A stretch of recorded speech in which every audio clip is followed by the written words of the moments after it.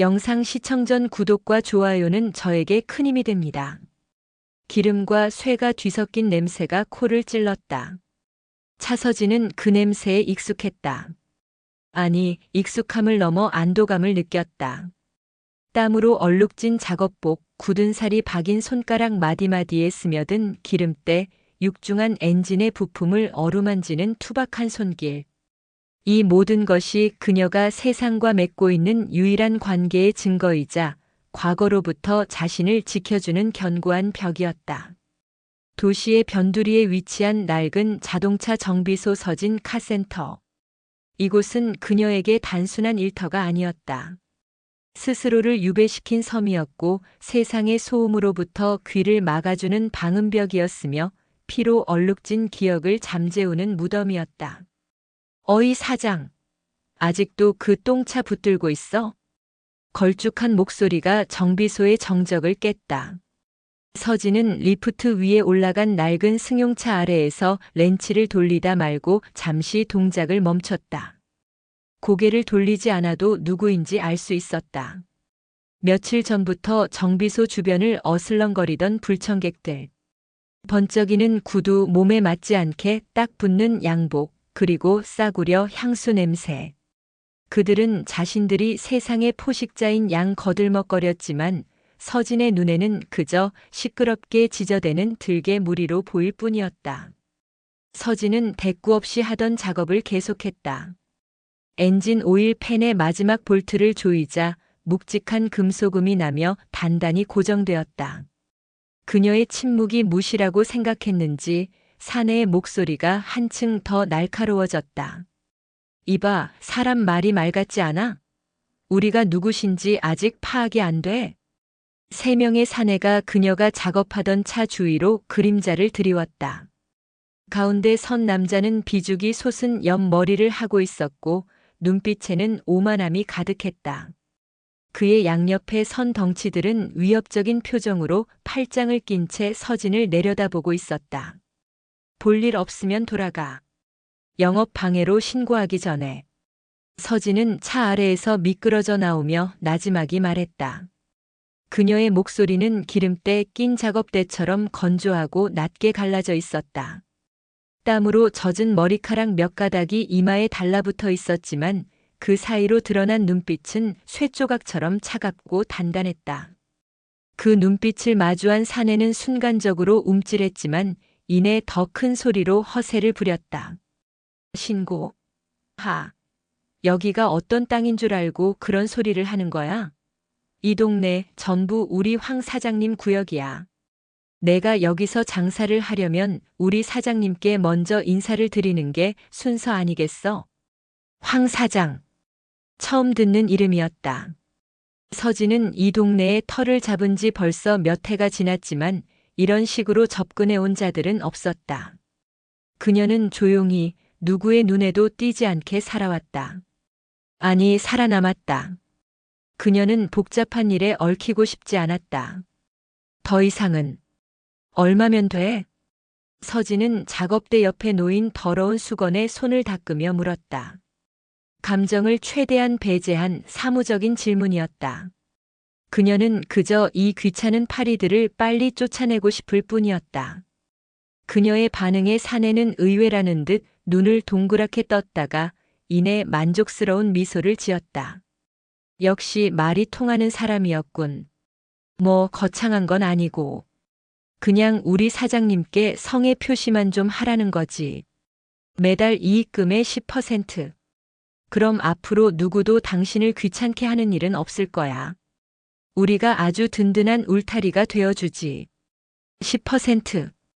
정비소를 운영하며 겨우 생계를 유지하는 그녀에게는 결코 적지 않은 돈이었다. 하지만 돈이 문제가 아니었다. 그들의 울타리 안으로 들어가는 순간 이 조용한 섬은 더 이상 그녀만의 것이 아니게 된다. 과거의 망령이 언제 이 울타리를 넘어 들어올지 모른다. 생각해 볼 시간을 좀 줘. 서진은 다시 차 밑으로 기어 들어갈 준비를 하며 말했다. 이제 대화는 끝났다는 무언의 표시였다. 하지만 사내는 그녀의 어깨를 거칠게 잡아챘다. 어딜? 지금 장난해? 생각은 무슨 생각? 여기서 바로 결정해. 예 아니면 아니오야. 사내의 소나귀에 잡힌 어깨가 삐걱거리는 것 같았다. 그 순간 서진의 머릿속에서 무언가 툭 하고 끊어졌다. 지난 몇 년간 애써 억눌러왔던 짐승 같은 본능이 수면 위로 고개를 쳐들었다. 그녀는 아주 천천히 잡힌 어깨를 내려다보았다. 그리고 다시 사내의 눈을 마주했다. 그녀의 눈빛이 변해 있었다. 방금 전까지의 차갑고 단단한 쇠조각 같던 눈빛은 온데간데 없고 그 자리에는 모든 것을 집어삼킬 듯한 검은 심연이 자리 잡고 있었다. 손 놔. 경고였다.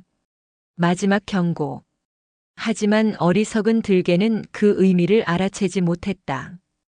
오히려 그는 더 세게 어깨를 움켜쥐며 비웃었다. 싫다면? 내가 뭘 할 수 있는데?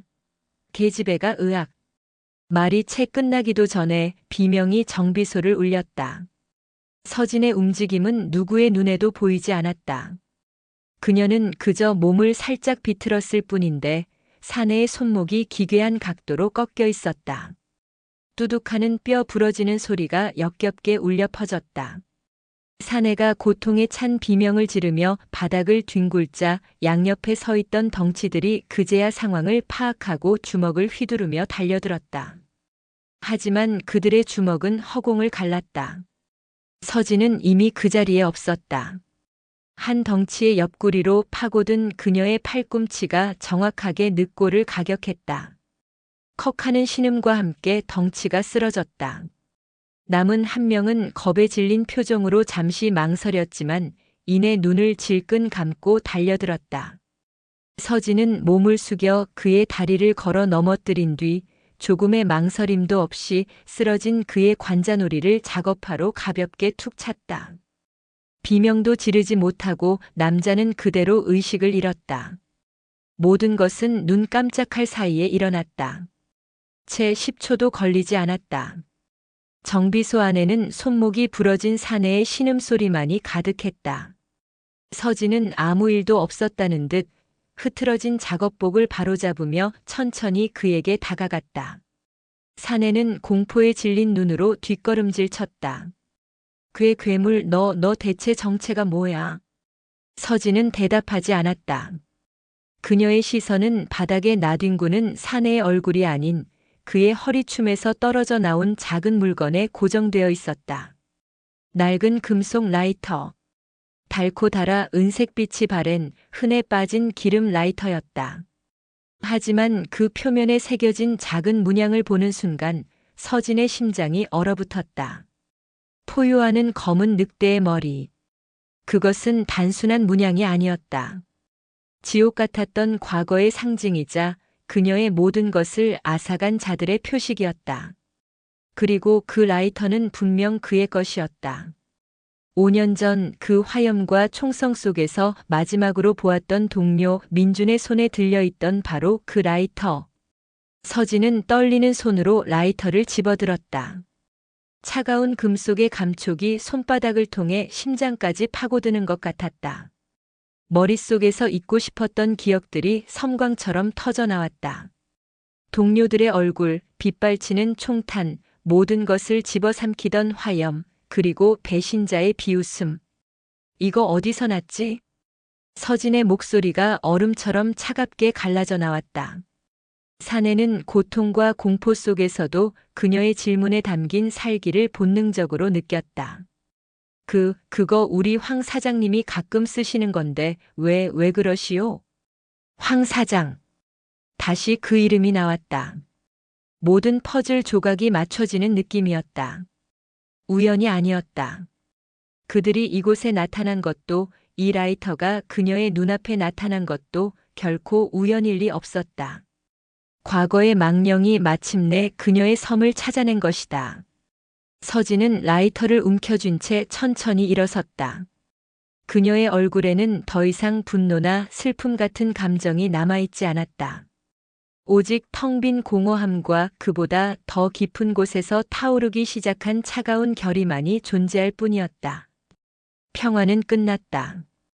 그녀가 애써 쌓아 올린 방음벽은 무너졌고 굳게 닫아두었던 무덤의 문이 열렸다. 이제 그녀는 더 이상 도망치지 않을 것이다. 도망칠 곳도 돌아갈 곳도 없었다. 남은 것은 오직 하나뿐이었다. 복수. 그녀는 바닥에 쓰러진 자들을 더 이상 쳐다보지 않았다. 그들은 이제 중요하지 않았다. 그저 길을 알려주기 위해 찾아온 까마귀 떼에 불과했다. 서진의 시선은 정비소 밖, 어둠이 내리기 시작하는 도시의 먼 곳을 향해 있었다. 그 어딘가에 있을 황태섭이라는 남자를 향해. 찾아갈게, 민준아. 그리고 모두들. 조금만 더 기다려. 서진은 움켜쥔 라이터 뚜껑을 열었다. 딸깍하는 경쾌한 소리와 함께 작은 불꽃이 피어올랐다. 어두운 정비소 안에서 유일하게 타오르는 그 불씨는 지난 5년간 재 속에 묻혀있던 그녀의 꺼져버린 심지에 다시 불을 붙이고 있었다. 복수의 불씨였다. 밤은 깊고 차가웠다. 도시의 불빛이 먼지 낀 창문을 넘어와 정비소 내부의 기계들을 희미하게 비추고 있었다. 차서진은 작업대 의자에 앉아 손안의 라이터를 가만히 내려다보고 있었다. 늑대 문양은 어둠 속에서도 선명하게 그 존재감을 드러내고 있었다. 그녀는 엄지손가락으로 문양을 천천히 쓸었다. 차가운 금속의 감촉 아래 그날의 기억이 피부를 파고드는 듯 했다. 그녀의 부대는 검은 늑대라 불렸다. 국가의 부름을 받아 가장 어둡고 위험한 곳으로 스며드는 그림자들. 서진은 그 중에서도 가장 뛰어난 늑대였다. 감정을 지우고 명령에 따라 움직이는 완벽한 병기. 하지만 그들도 사람이었다. 피가 흐르고 심장이 뛰는. 민주는 유독 정이 많은 동료였다. 언제나 이 낡은 라이터를 만지작거리며 임무가 끝나면 고향에 내려가 작은 카센터를 차릴 거야. 너도 같이 할래? 라고 입버릇처럼 말하곤 했다. 그 꿈이 제가 되어버린 그날 이후 서진은 그의 꿈을 대신 살기로 했다. 그것이 그녀가 할 수 있는 유일한 속죄이자 추모의 방식이었다. 그런데 이제 와서 이 라이터가 그것도 황태섭이라는 자의 손을 거쳐 그녀 앞에 나타났다. 심장이 차갑게 식어내리는 것을 느끼며 서진은 자리에서 일어났다. 더 이상 혼자서는 안 된다. 이 어둠의 실체를 파헤치기 위해서는 또 다른 그림자의 도움이 필요했다. 서진은 정비소 구석, 낡은 공구함 가장 아래 칸을 열었다. 먼지 쌓인 공구들 아래 기름종이로 감싼 작은 꾸러미가 있었다. 그녀는 조심스럽게 꾸러미를 풀었다.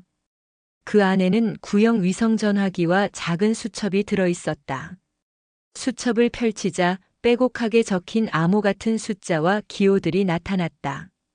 그녀는 수첩의 한 페이지를 찢어 라이터 불로 태워버리고 남은 페이지에서 특정 조합을 찾아냈다. 그리고 위성전화기의 전원을 켰다. 삐삐.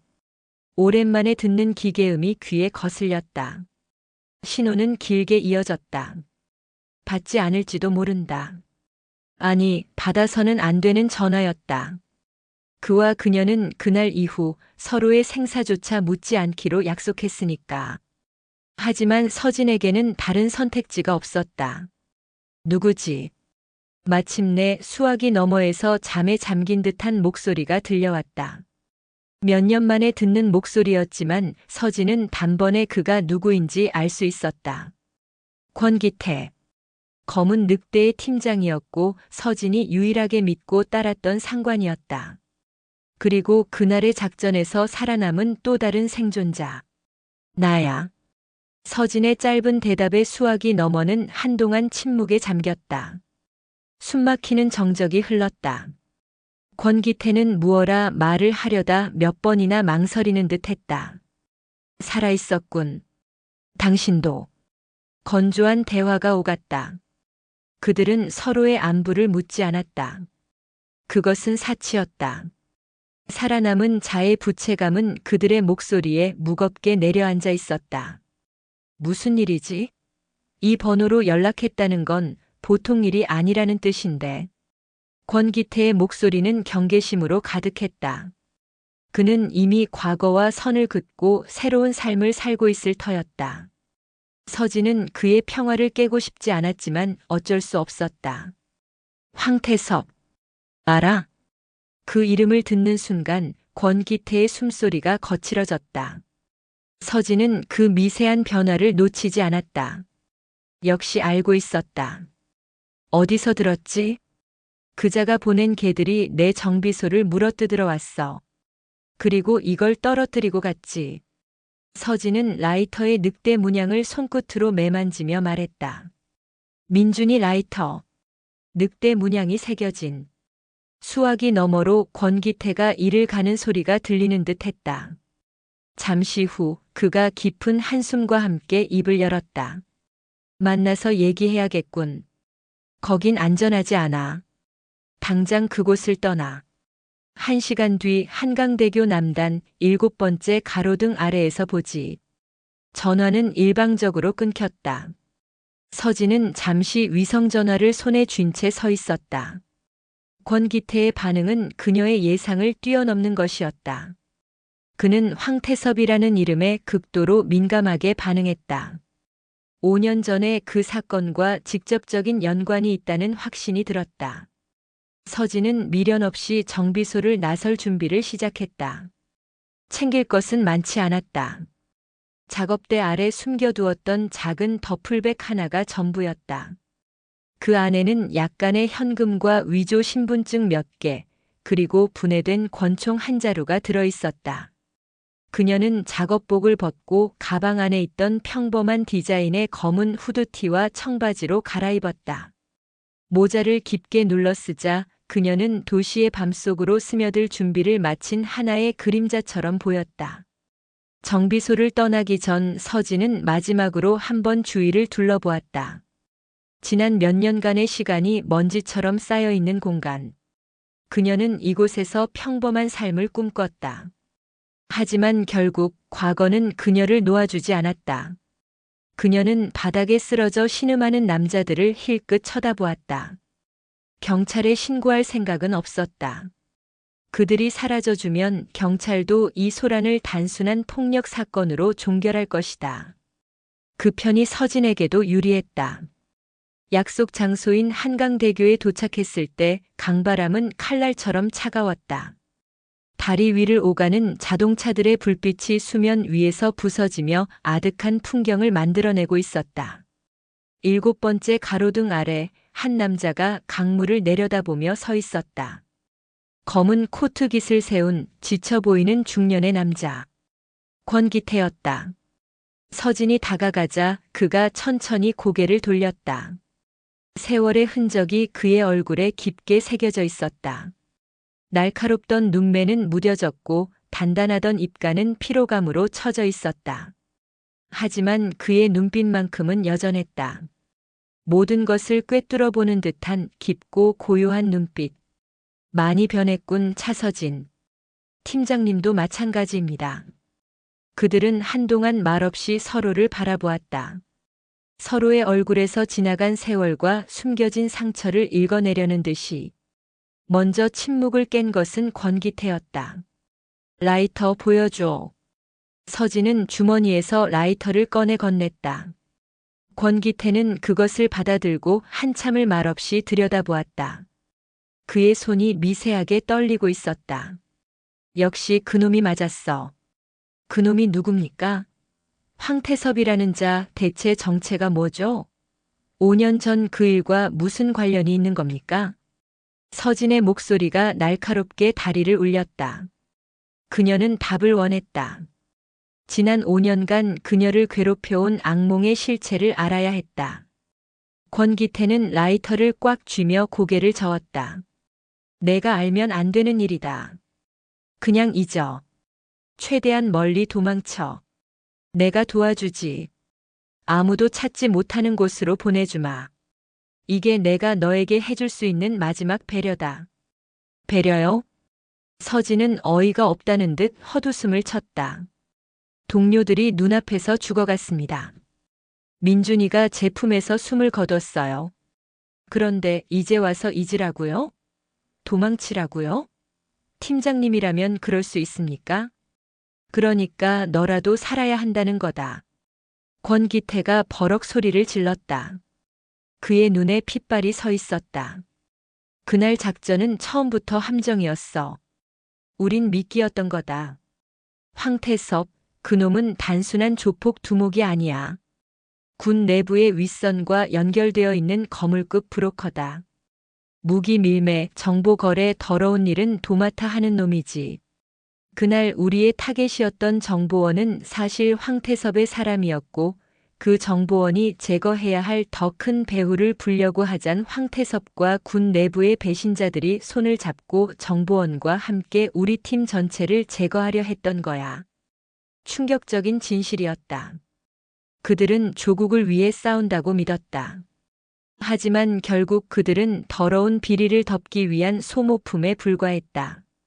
서진의 온몸에서 힘이 빠져나가는 것 같았다. 왜 철수 명령을 내리신 겁니까? 그때 조금만 더 버텼더라면. 상부의 명령이었으니까. 나도 어쩔 수 없었어. 권기태의 얼굴이 고통으로 일그러졌다. 그는 그날의 선택을 매일 밤 후회하고 곱씹으며 살아왔을 것이다. 철수하지 않았다면 너까지 죽었을 거다. 그래서 나라도 너를 살려야겠다고 생각했어. 모든 기록을 지우고 내가 죽은 것으로 위장했다. 제발 내 노력을 헛되게 만들지 마라, 서진아. 이건 우리가 감당할 수 있는 싸움이 아니야. 하지만 서진의 눈은 이미 다른 곳을 보고 있었다. 권기태의 만류는 더 이상 그녀의 귀에 들리지 않았다. 진실을 알아버린 이상 그녀는 멈출 수 없었다. 이것은 이제 단순한 복수가 아니었다. 죽어간 동료들의 명예를 되찾고 그들을 죽음으로 몰아넣은 거대한 부패를 세상에 드러내야 하는 그녀에게 남겨진 마지막 임무였다. 혼자서라도 하겠습니다. 서진은 단호하게 말했다. 그녀의 눈빛에서 흔들림 없는 결의를 읽은 권기태는 깊은 절망감에 빠졌다. 그는 그녀의 성격을 누구보다 잘 알고 있었다. 한번 목표를 정하면 절대 포기하지 않는다는 것을. 고집불통인 건 여전하군. 권기태는 긴 한숨을 내쉬며 코트 안주머니에서 작은 메모리 카드 하나를 꺼냈다. 이걸 원할 것 같아서 가져왔다. 황태섭에 대한 기본적인 정보다. 그의 사업체 활동 반경, 그리고 알려진 안전가옥 몇 군데. 하지만 이걸로 뭘 할 생각은 마라. 그의 주변은 전직 특수부대 출신 경호원들로 둘러싸여 있어. 너 혼자서는 계란으로 바위치기다. 서진은 말없이 메모리 카드를 받아들었다.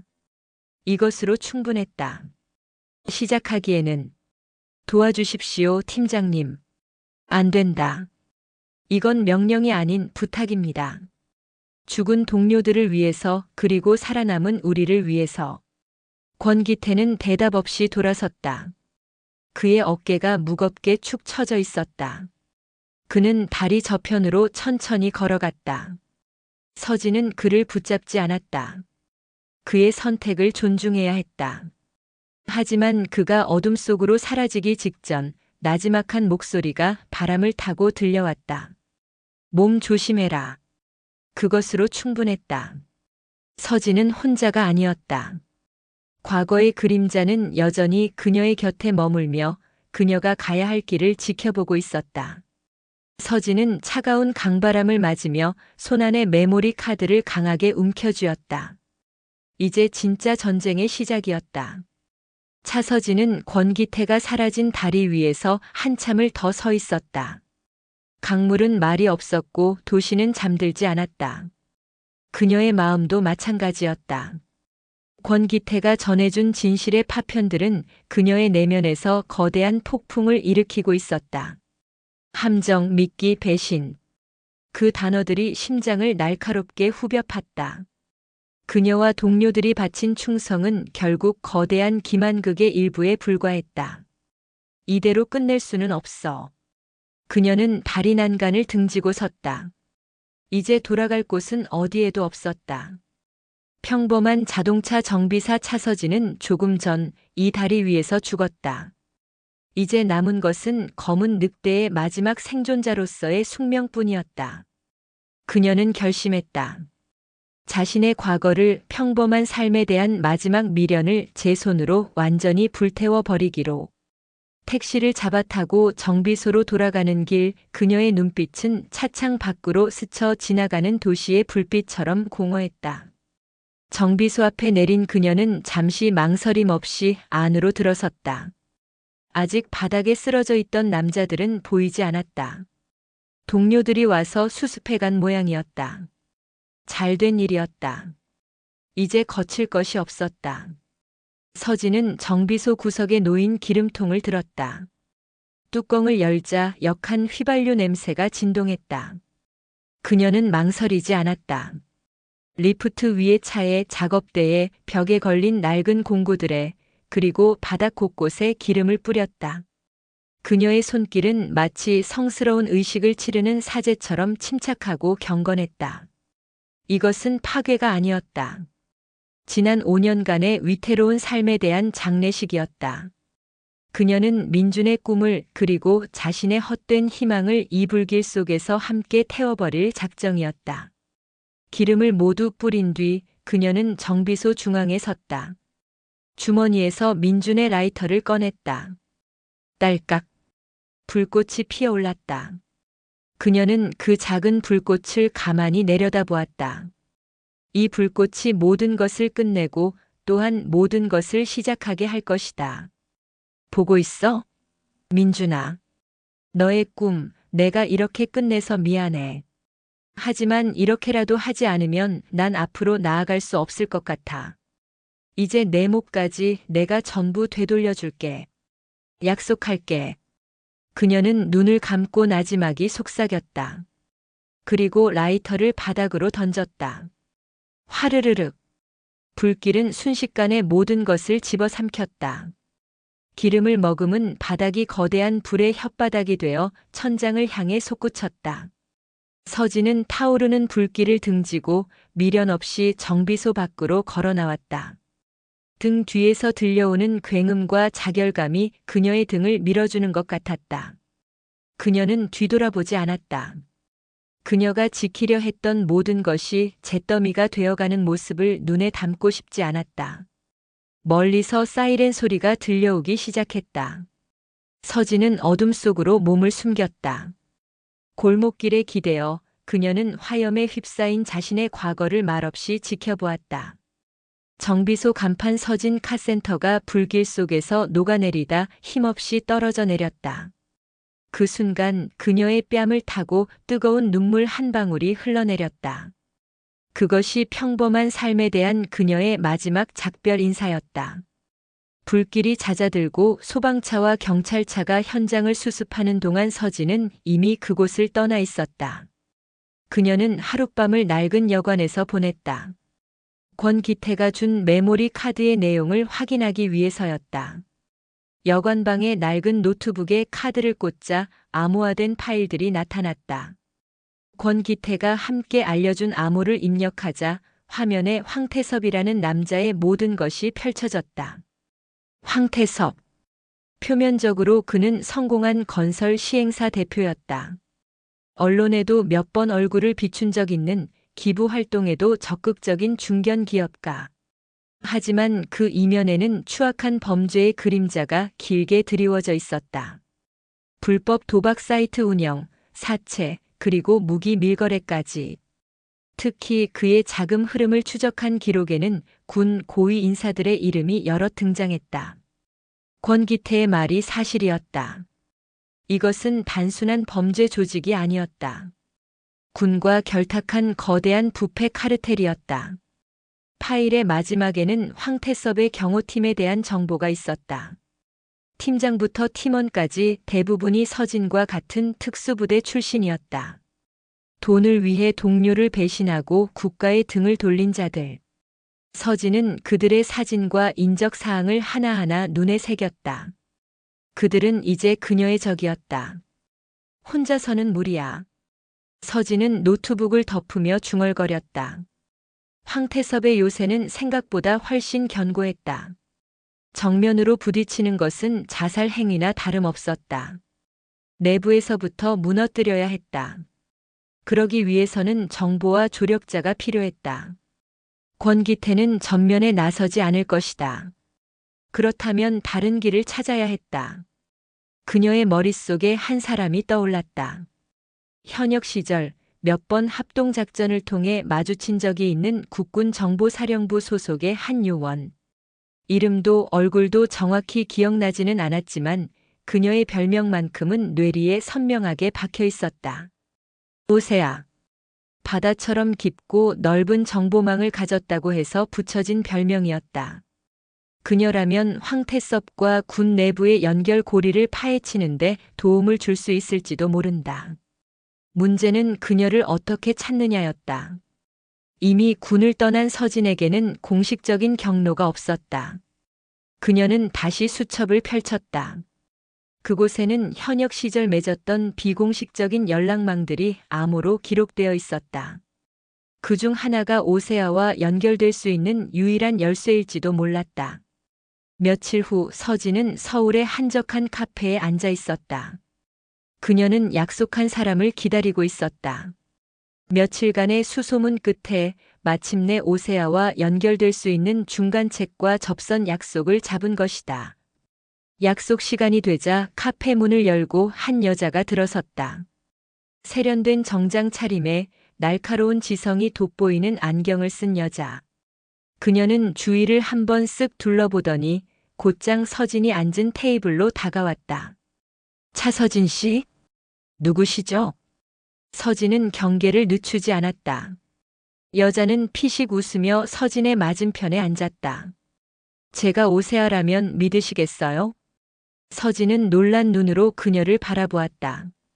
그녀가 바로 오세아 본인이었다. 서진이 상상했던 것과는 전혀 다른 모습이었다. 전역했다고 들었는데 이런 데서 다시 보게 될 줄은 몰랐네요. 무슨 일이죠? 굳이 저를 이런 비공식적인 방법으로 찾은 이유가.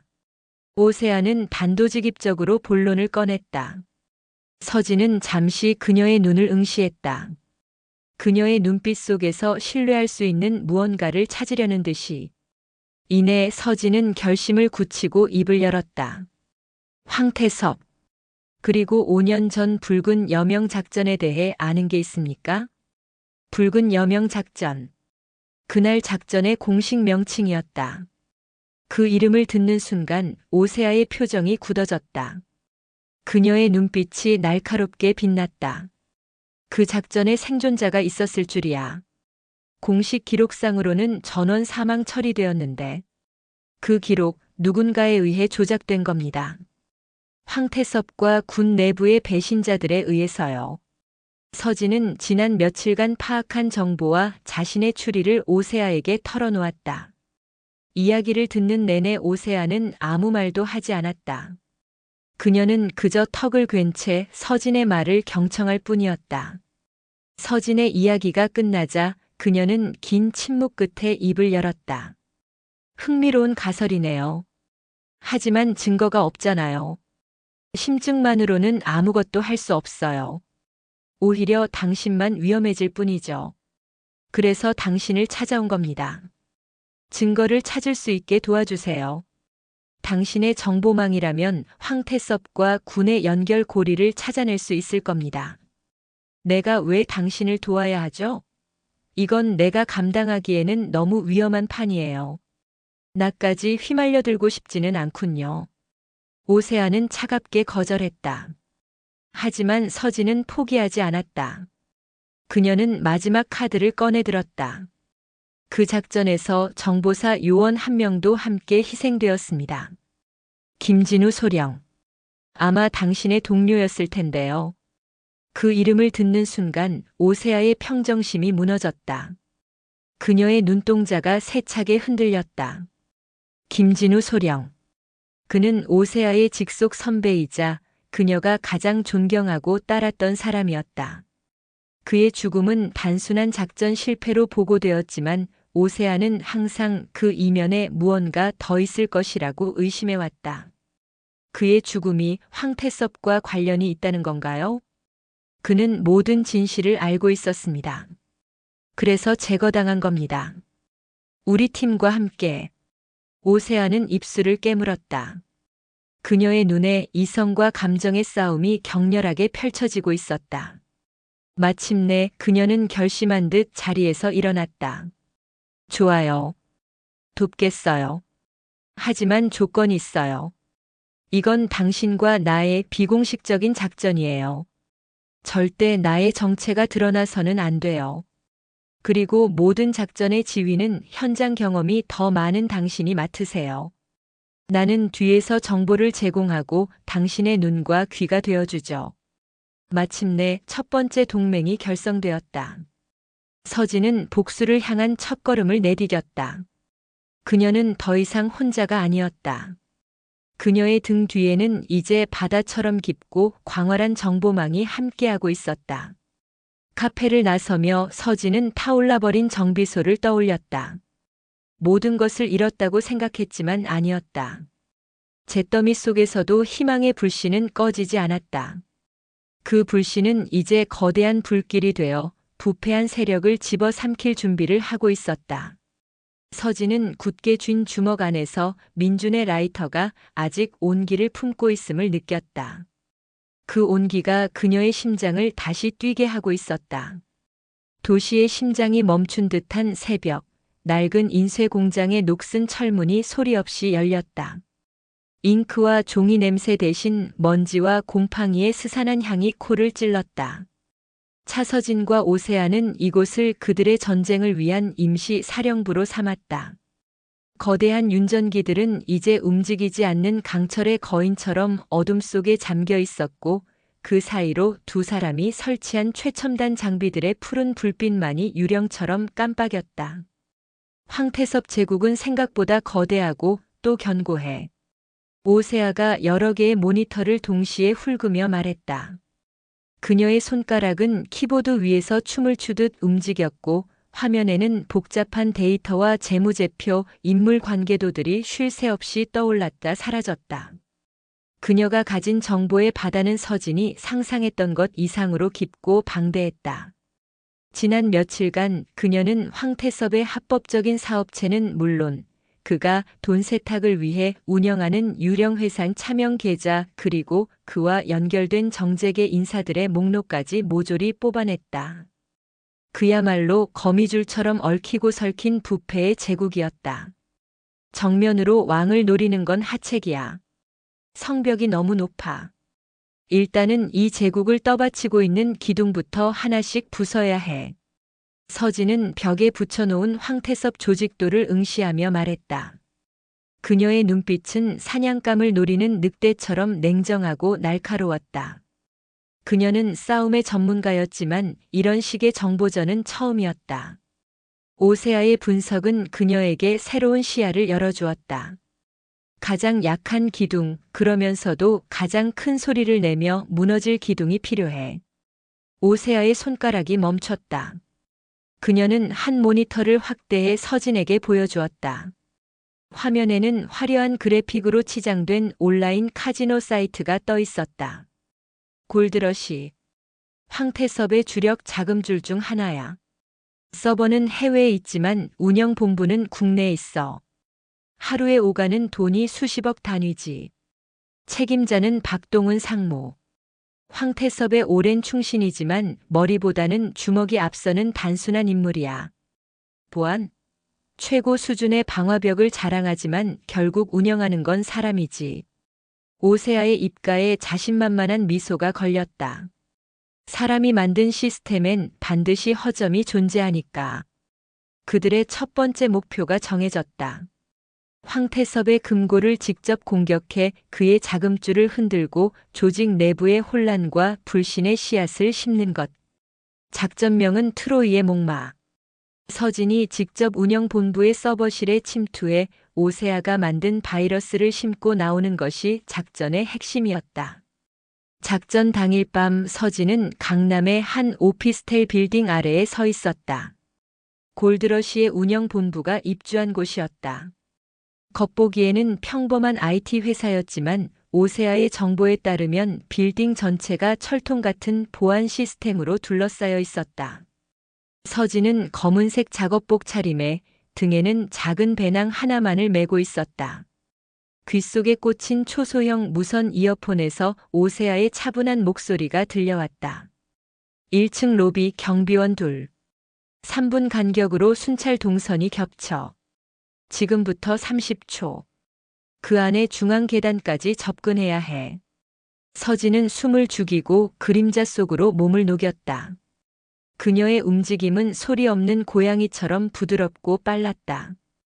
경비원들의 시선이 교차하는 찰나의 사각지대를 파고들어 그녀는 순식간에 로비를 가로질러 비상계단 문 앞에 섰다. 디지털 도어록이야. 3초 줄게. 오세아의 말이 끝나기 무섭게 딸칵하는 작은 소리와 함께 잠금 장치가 해제되었다. 서진은 계단을 따라 15층까지 단숨에 뛰어 올라갔다. 심박수는 조금도 흐트러지지 않았다. 그녀의 몸은 이 순간을 위해 수없이 단련된 강철과 같았다. 15층 복도 움직임 감지 센서와 열 감지 카메라가 이중으로 깔려 있어. 하지만 환풍구 쪽은 사각지대야. 5m 전방 천장을 봐. 서진은 천장의 환풍구 덮개를 소리 없이 열고 좁은 공간 안으로 몸을 밀어 넣었다. 먼지가 자욱한 어둠 속을 포복으로 기어갔다. 아래로는 레이저 센서가 붉은 빛을 뿜으며 촘촘하게 얽혀 있었다.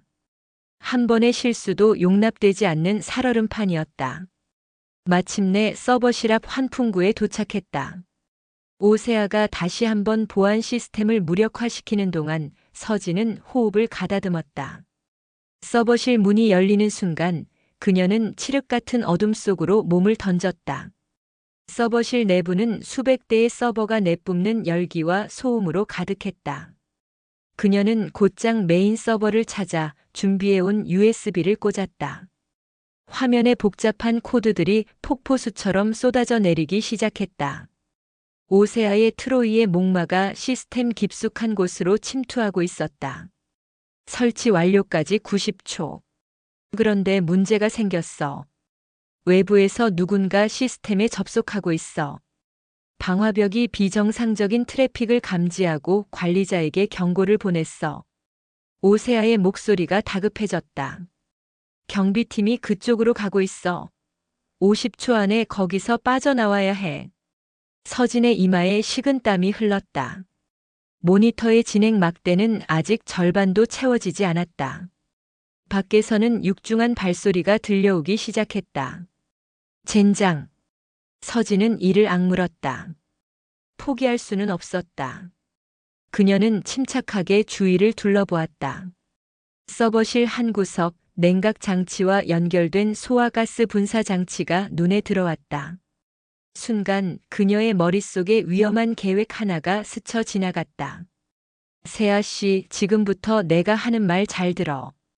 서버실 온도 센서를 해킹할 수 있어? 온도 센서? 가능하지만 뭘 하려고?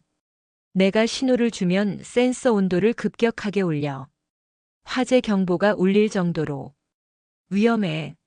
소화가스가 터지면 너도 무사하지 못해. 시간 없어. 시키는 대로 해. 서진은 작은 휴대용 산소통을 입에 물었다. 더플백에 비상용으로 넣어두었던 것이었다. 문 밖의 발소리가 점점 더 가까워지고 있었다. 마침내 문고리가 돌아가는 소리가 들렸다. 지금. 서진이 외치는 순간 서버실 전체에 날카로운 화재 경보음이 울려 퍼졌다. 동시에 천장에서 치익하는 소리와 함께 하얀 소화가스가 폭포수처럼 쏟아져 내렸다. 문을 열고 들어오던 경호원들은 예상치 못한 상황에 당황하며 기침을 터뜨렸다. 그 혼란을 틈타 서진은 그들의 사이를 총알처럼 빠져나갔다. 복도는 아수라장이 되어 있었다. 서진은 뒤도 돌아보지 않고 비상계단을 향해 달렸다. 다행히 바이러스 설치는 완료되었다. 오세아는 원격으로 바이러스를 활성화시켜 서버 전체를 마비시키고 있었다. 동시에 막대한 자금이 수십 개의 대포 통장을 거쳐 흔적도 없이 사라지고 있었다. 작전은 성공이었다. 하지만 서진의 마음은 무거웠다. 너무 아슬아슬했다. 황태섭의 조직은 그녀가 생각했던 것보다 훨씬 더 시스템이 잘 갖춰져 있었다. 한편 자신의 펜트하우스에서 이 모든 상황을 보고받은 황태섭은 분노로 얼굴이 시뻘겋게 달아올랐다. 그는 손에 들고 있던 크리스털 잔을 벽난로에 집어 던졌다. 개 같은 놈들. 수십억이 눈앞에서 사라졌는데 범인이 누군지도 모른단 말이야. 당장 박동훈 그 새끼 끌고 와. 잠시 후 박동훈 상무가 사색이 된 얼굴로 황태섭 앞에 끌려왔다. 죄송합니다, 회장님. 순식간에 벌어진 일이라. 닥쳐. 황태섭은 옆에 있던 골프채를 집어들고 박동훈의 다리를 내리쳤다. 비명과 함께 박동훈이 바닥에 쓰러졌지만 황태섭의 분노는 멈추지 않았다. 무자비한 폭행이 이어졌다. 이 모든 광경을 방 한구석에서 한 남자가 무표정한 얼굴로 지켜보고 있었다. 최강호. 황태섭의 오른팔이자 조직의 브레인이라 불리는 남자였다. 그는 황태섭의 다혈질적인 성격과 주먹구구식 일처리에 오래전부터 염증을 느끼고 있었다. 이번 사건 역시 충분히 예방할 수 있었던 인재라고 생각했다. 그는 이번 공격이 단순한 해커의 소행이 아님을 직감했다. 누군가 황태섭을 겨냥해 조직적으로 움직이고 있었다. 그리고 그 방식이 매우 전문적이고 대담했다. 최강호의 눈빛이 차갑게 빛났다. 황태섭의 시대는 저물고 있었다. 새로운 시대는 더 똑똑하고 냉철한 자의 것이어야 했다. 어쩌면 이번 사건은 그에게 새로운 기회가 될지도 몰랐다. 그 시각 인쇄 공장으로 돌아온 서진은 거친 숨을 몰아쉬고 있었다. 오세아가 건네주는 물을 단숨에 들이켰다. 대단했어. 심장이 멎는 줄 알았네. 오세아는 안도의 한숨을 쉬며 말했다. 그들이 내 흔적을 역추적할 가능성은 제로에 가까워. 이미 모든 로그 기록은 지웠고 자금은 세탁을 거쳐 안전한 곳으로 옮겼어. 이 돈은 앞으로 우리의 작전 자금으로 쓰일 거야. 성공적인 첫 작전이었지만 두 사람의 얼굴은 밝지 않았다. 이것은 거대한 제국에 낸 작은 생채기에 불과했다. 진짜 싸움은 지금부터였다. 황태섭이 움직이기 시작했어. 조직 전체에 비상이 걸렸고 흩어져 있던 전직 특수부대 출신 경호팀을 모두 집결시키고 있어. 이제부터는 우리도 더 조심해야 해. 오세아가 새로 띄운 모니터에는 서진에게도 익숙한 얼굴들이 보였다. 돈을 위해 명예를 팔아버린 옛 전우들. 서진은 주먹을 꽉 쥐었다. 바로 그때 공장의 낡은 철문이 끼익 소리를 내며 열렸다. 두 사람은 반사적으로 몸을 숨기고 무기를 꺼내들었다. 어둠 속에서 한 남자의 그림자가 천천히 안으로 들어섰다. 달빛을 등지고 서 있어 얼굴은 보이지 않았지만 서진은 그가 누구인지 단번에 알아챌 수 있었다. 팀장님. 권기태였다. 그는 말없이 서진과 오세아에게 다가와 그들이 버려놓은 판을 한번 쓱 훑어보았다. 그의 얼굴에는 복잡한 감정이 서려 있었다. 결국 일을 저질렀군. 어떻게 이곳을? 너희가 생각하는 것보다 내 눈과 귀는 아직 녹슬지 않았다. 권기태는 한숨을 쉬며 말했다. 그는 서진을 계속 지켜보고 있었던 것이다. 혼자서는 안 된다고 했을 텐데. 혼자가 아닙니다. 우리에겐 오세아가 있습니다. 오세아가 당당하게 앞으로 나서며 자신을 소개했다. 권기태는 그녀를 잠시 뜯어보더니 이내 고개를 끄덕였다. 정보사의 바다인가. 소문은 들었지. 그는 다시 서진을 바라보았다. 그의 눈빛은 깊은 고뇌에 차 있었다. 너희들의 방식은 너무 위험해. 이러다간 제풀에 지쳐 먼저 쓰러지고 말 거다. 황태섭을 무너뜨리려면 더 확실하고 치명적인 한 방이 필요해. 내부에서부터 그를 좀먹게 만들어야 한다. 권기태는 테이블 위에 작은 사진 한 장을 올려놓았다. 최강호의 사진이었다. 최강호. 황태섭의 오른팔이지만 속으로는 다른 꿈을 꾸고 있는 놈이지. 저놈을 우리 편으로 만들 수만 있다면 싸움은 훨씬 더 수월해질 거다. 권기태의 합류였다. 그는 더 이상 방관자로 머무를 수 없었다. 죽은 동료들을 위해 그리고 살아남은 자신들을 위해 그 역시 이 위험한 전쟁에 기꺼이 몸을 던지기로 결심한 것이다. 마침내 복수를 위한 세 개의 그림자가 하나로 뭉쳤다. 그들의 목표는 이제 더 명확해졌다. 황태섭 제국의 심장부에 치명적인 균열을 만들어내는 것. 권기태의 합류로 작전 본부는 이전보다 훨씬 더 체계적인 모습을 갖추게 되었다. 그는 탁월한 전략가였다.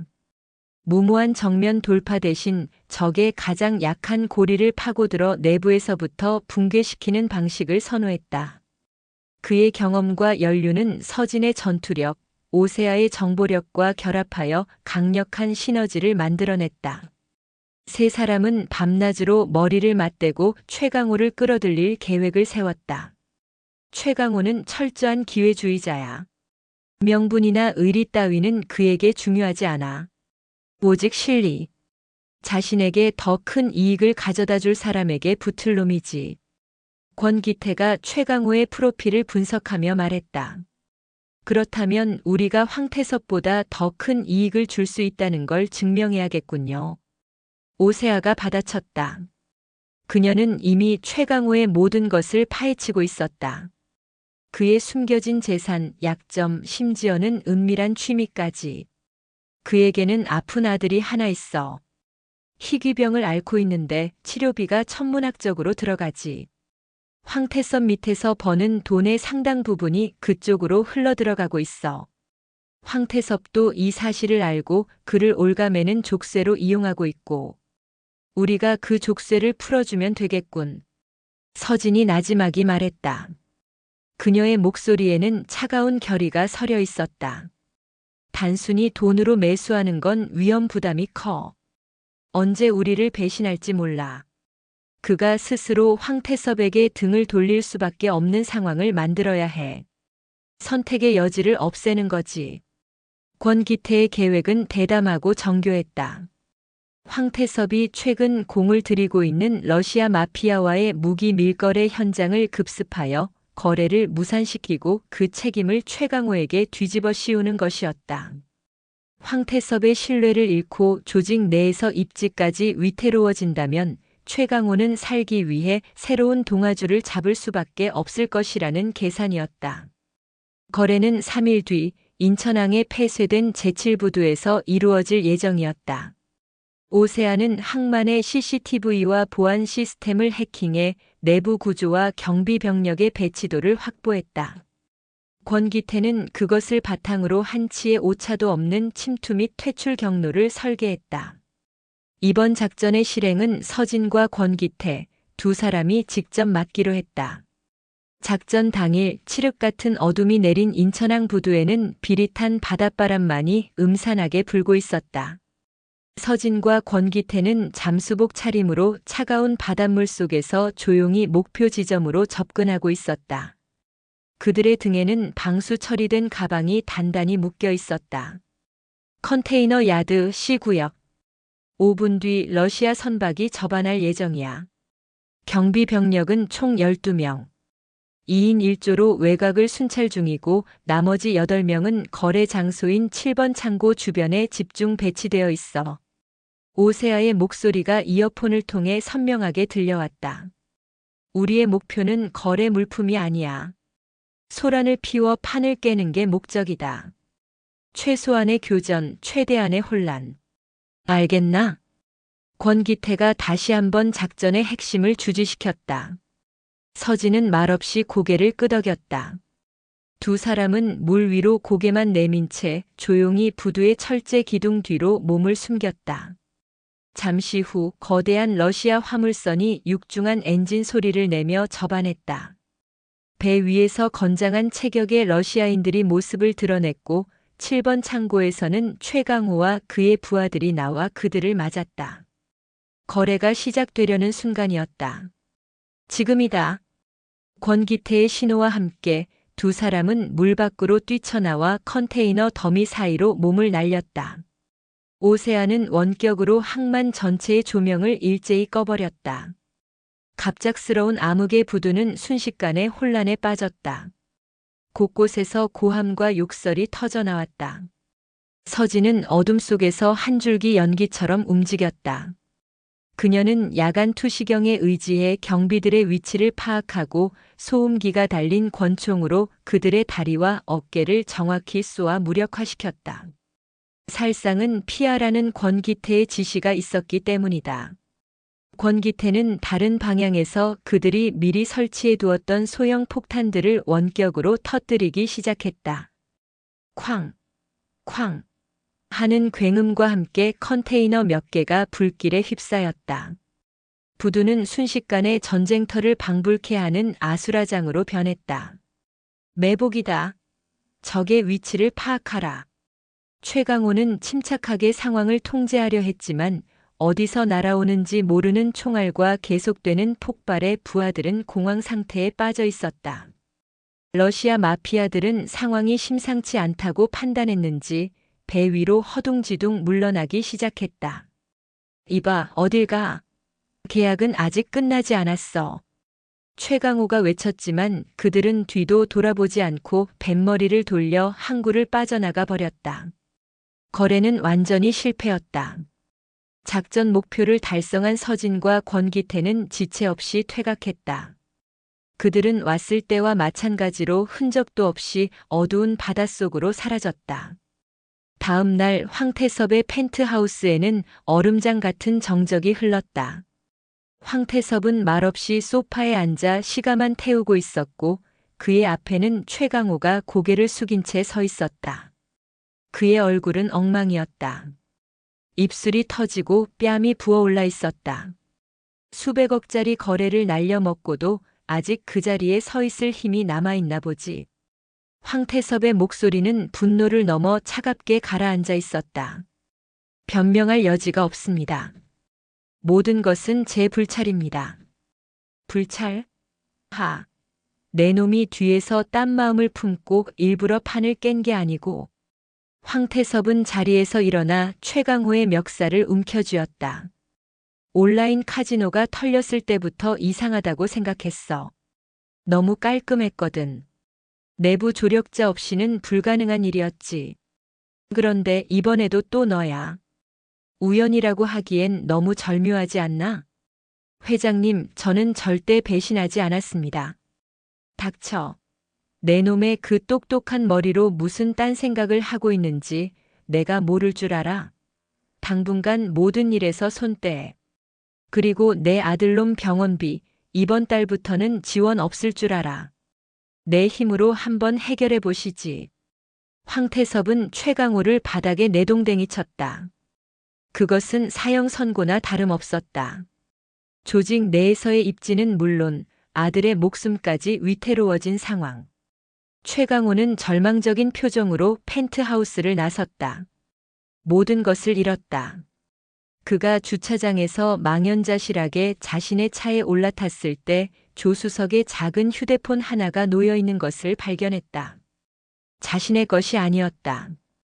그가 의아해하며 휴대폰을 집어드는 순간 화면이 켜지며 메시지 하나가 나타났다. 황태섭이 버린 패를 우리가 거두어 주지. 기회는 단 한 번뿐이다. 최강호의 심장이 거세게 뛰기 시작했다.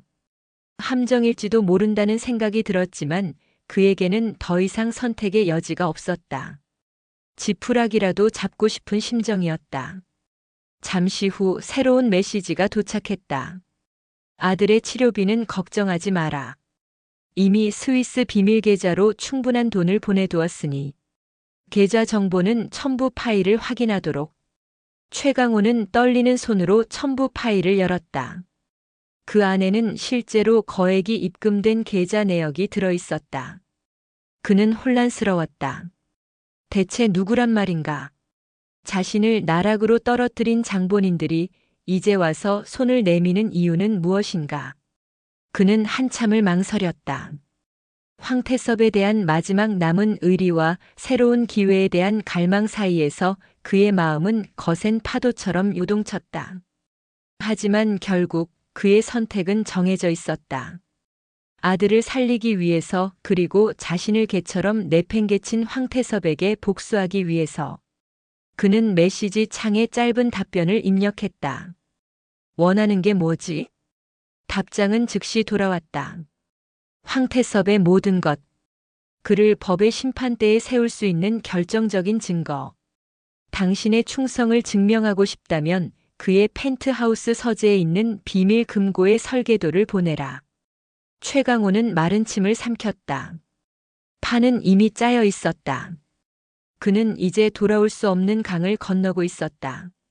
그는 눈을 감았다. 잠시 후 그는 자신의 보안 노트북을 열어 황태섭의 펜트하우스 보안 시스템에 접속하기 시작했다. 배신자의 낙인이 찍히는 순간이었다. 인쇄 공장에서 오세아는 만족스러운 미소를 지으며 모니터를 바라보았다. 미끼를 물었어. 설계도를 전송하고 있어. 권기태는 고개를 끄덕였다. 모든 것이 그의 계획대로 흘러가고 있었다. 하지만 서진의 표정은 여전히 굳어 있었다. 배신자는 또다시 배신할 수 있습니다. 저자를 완전히 믿어서는 안 됩니다. 물론이다. 그래서 그에게도 안전장치를 걸어두었다. 권기태는 서진을 안심시켰다. 최강호가 보내온 설계도에는 오세아만이 식별할 수 있는 추적 장치가 함께 심어져 있었다. 그의 모든 움직임은 이제 그들의 손바닥 안에 있었다. 이제 마지막 작전을 위한 모든 준비가 끝났다. 황태섭이라는 거대한 맹수를 사냥하기 위해 그들은 이제 그의 가장 깊숙한 심장부 늑대의 굴로 직접 들어갈 채비를 하고 있었다. 황태섭의 펜트하우스는 도시의 밤하늘을 지배하는 거대한 성체와 같았다. 최고급 주상복합 건물의 최상층 3개층을 터서 만든 그곳은 단순한 주거 공간이 아니었다. 그의 제국을 지휘하는 심장이자 첨단 보안 시스템으로 둘러싸인 난공불락의 요새였다. 그리고 오늘 밤 그 요새의 심장부에서는 그의 건설 회사가 주최하는 화려한 자선 파티가 열리고 있었다. 정재계의 거물들과 유명 인사들이 모여 위선적인 웃음을 나누는 그곳은 서진과 그녀의 팀에게는 절호의 침투 기회였다. 작전명 야누스. 파티의 소란스러움을 방패 삼아 펜트하우스에 잠입, 황태섭의 모든 비리가 담긴 비밀 장부를 확보하는 것이 최종 목표였다. 계획은 한치의 오차도 없이 정교하게 짜였다. 오세아가 파티장의 보안 시스템을 교란하는 동안 파티의 게스트로 위장한 서진이 펜트하우스로 잠입한다. 최강호는 내부에서 결정적인 순간에 물리적 보안 장치를 해제하고 권기태는 만일의 사태에 대비해 건물 외부에서 퇴로를 확보하며 대기하는 역할이었다. 파티장 현란한 샹들리의 불빛 아래 차서진은 낯선 자신의 모습에 어색함을 느꼈다. 몸에 딱 붙는 검은색 실크 드레스, 아찔한 높이의 하이힐, 그리고 짙은 화장. 지난 몇 년간 기름때 묻은 작업복과 군화에 익숙했던 그녀에게는 갑옷보다 더 불편한 위장이었다. 하지만 그녀의 눈빛만은 감출 수 없었다. 수많은 인파 속에서도 그녀의 눈은 오직 하나의 목표만을 좇고 있었다. 엘리베이터 홀 3시 방향. 경호원들의 교대 시간까지 2분 남았어. 그 틈을 노려. 이어폰 너머로 들려오는 오세아의 목소리에 서진은 자연스럽게 샴페인 잔을 든 채 그쪽으로 발걸음을 옮겼다.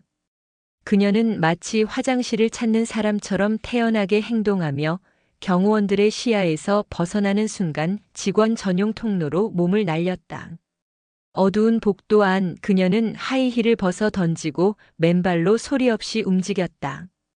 최강호가 미리 알려준 비상 계단을 통해 그녀는 파티의 소음으로부터 멀어져 펜트하우스가 있는 최상층으로 향했다. 이제부터가 진짜 시작이야. 펜트하우스 자체 보안 시스템은 외부와는 완전히 독립적으로 운영돼. 내가 뚫을 수 있는 건 5분 남짓. 그 안에 모든 걸 끝내야 해. 서진은 펜트하우스로 통하는 마지막 철문 앞에 섰다. 지문과 홍채를 동시에 인식하는 최첨단 잠금 장치가 그녀를 가로막고 있었다. 최강호 씨, 당신 차례입니다. 서진이 나지막이 속삭이자 잠시 후 삐빅하는 소리와 함께 잠금 장치가 해제되었다. 최강호가 약속을 지킨 것이다. 서진은 어둠과 정적이 지배하는 펜트하우스 안으로 들어섰다. 거대한 통유리창 너머로 도시의 야경이 그림처럼 펼쳐져 있었다. 하지만 그 아름다움을 감상할 여유는 없었다. 그녀의 목표는 서재 안쪽에 있는 비밀 금고였다. 그녀가 서재를 향해 발걸음을 옮기는 순간이었다. 철컥. 등 뒤에서 차가운 금속성 소리가 들려왔다. 서진이 반사적으로 몸을 돌리자 어둠 속에서 여러 개의 붉은 레이저 포인트가 그녀의 몸을 겨누고 있었다. 자동으로 작동하는 방어 시스템이었다. 최강호가 알려주지 않은 함정이었다. 이런. 움직임 감지 센서가 압력 센서와 연동되어 있었어. 최강호가 우리를 속였거나 아니면 그조차도 몰랐거나. 오세아의 다급한 목소리가 들려왔다. 젠장. 서진은 이를 악물었다. 꼼짝없이 갇힌 상황. 그때 그녀의 이어폰으로 새로운 목소리가 끼어들었다. 최강호였다. 미안하게 됐군, 차서진 씨. 나도 몰랐던 사실이야. 회장님이 나 몰래 추가 보안 장치를 설치해뒀을 줄이야. 하지만 아직 방법이 있어. 10초 뒤 내가 중앙통제실의 전원을 잠시 차단하지. 그 찰나의 순간을 노려. 기회는 단 한 번뿐이야. 서진은 그의 말을 믿어야 할지 잠시 망설였다. 하지만 다른 선택지가 없었다. 그녀는 몸을 낮추고 뛸 준비를 했다. 하나, 둘, 셋. 최강호의 카운트다운이 끝나자 펜트하우스 전체가 순간적으로 암흑에 휩싸였다. 붉은 레이저 포인트들이 사라진 찰나의 순간 서진은 총알처럼 튀어나가 서재 안으로 몸을 굴렸다. 등 뒤에서 다시 전원이 켜지고 방어 시스템이 재가동되는 소리가 들렸다. 아슬아슬한 순간이었다. 서재 안쪽 거대한 책장 뒤에 숨겨진 비밀 금고가 모습을 드러냈다. 하지만 서진은 또다시 난관에 부딪혔다. 최강호가 보내준 설계도에는 없었던 새로운 생체 인식 스캐너가 금고 문에 달려 있었다. 지정된 인물의 손바닥 정맥을 인식해야만 열리는 방식이었다. 이건 황태섭 본인만 열 수 있다는 뜻이잖아. 허탈함이 밀려왔다. 모든 것이 수포로 돌아가는 순간이었다. 바로 그때였다. 내 서재에 불청객이 찾아온 모양이군. 등 뒤에서 지옥의 악마처럼 나지막하고 위압적인 목소리가 들려왔다. 황태섭이었다. 그는 파티장을 빠져나와 어느새 서재 입구에 서 있었다. 그의 옆에는 전직 특수부대 출신 경호팀장 강인철이 그림자처럼 버티고 있었다. 최강호, 그 멍청한 놈이 결국 이를 저지를 줄 알았지. 내년 1호군. 내 금고를 털고 내 거래를 망쳐놓은 년이. 황태섭은 여유롭게 시가에 불을 붙이며 서진에게 다가왔다. 모든 것을 알고 있었다는 듯한 표정이었다. 최강호의 배신을 이미 눈치채고 일부러 서진을 이곳까지 끌어들인 함정이었던 것이다. 죽은 줄 알았던 검은 늑대의 마지막 새끼가 아직 살아있을 줄이야. 그날 내 놈들 팀을 내 손으로 직접 처리했어야 했는데. 마무리가 아쉽게 됐어. 황태섭의 입에서 나온 충격적인 말에 서진의 눈이 분노로 타올랐다. 내 놈이었어. 그날 동료들을 죽인 게 바로 너였어. 그래, 나다. 감히 내 사업에 걸림돌이 되는 놈들은 그게 누구든 살려두지 않아. 너도 마찬가지다. 오늘 여기서 아주 고통스럽게 죽여주지. 황태섭이 손짓하자 경호팀장 강인철이 서진을 향해 총구를 겨눴다. 절체절명의 순간. 이제 모든 것이 끝이라고 생각했을 때 믿을 수 없는 일이 벌어졌다. 탕! 총성이 울렸지만 쓰러진 것은 서진이 아니었다. 황태섭의 어깨에서 피가 뿜어져 나왔다. 그는 고통과 놀라움이 뒤섞인 표정으로 총을 쏜 사람을 바라보았다. 바로 그의 옆에 서 있던 그의 가장 충실한 개라고 믿었던 강인철이었다. 강인철 내놈까지 나를. 강인철은 황태섭에게 겨누었던 총구를 내리지 않은 채 차갑게 말했다. 오래 기다렸다, 황태섭. 그리고 그는 서진을 향해 고개를 돌렸다. 그의 입에서 오직 검은 늑대 부대원들만이 아는 암구호가 흘러나왔다. 달은 여전히 늑대를 비추는가. 서진은 충격에 휩싸였다. 그것은 5년 전 마지막 작전에 투입되기 직전 동료들과 나누었던 마지막 암구호였다. 그녀는 떨리는 목소리로 답했다. 늑대는 달빛 아래서 피로 울부짖는다. 강인철. 그는 배신자가 아니었다. 검은 늑대 부대가 비공식적으로 해체되기 직전 군 내부의 부패 세력을 감시하기 위해 심어놓은 마지막 비밀 요원이었다. 그는 황태섭의 밑에서 지난 5년간 숨을 죽인 채 반격의 신호를 기다리고 있었던 것이다. 그리고 오늘 서진의 등장이 바로 그 신호탄이 되어 주었다. 황태섭은 믿을 수 없다는 표정으로 두 사람을 번갈아 쳐다보았다. 자신이 가장 믿었던 두 개의 칼날이 이제 자신의 심장을 겨누고 있었다. 늑대의 굴 안에서 그는 완벽하게 고립되었다. 이제 진짜 사냥이 시작될 시간이었다. 시간이 멈춘 듯한 정적이 서재를 감쌌다.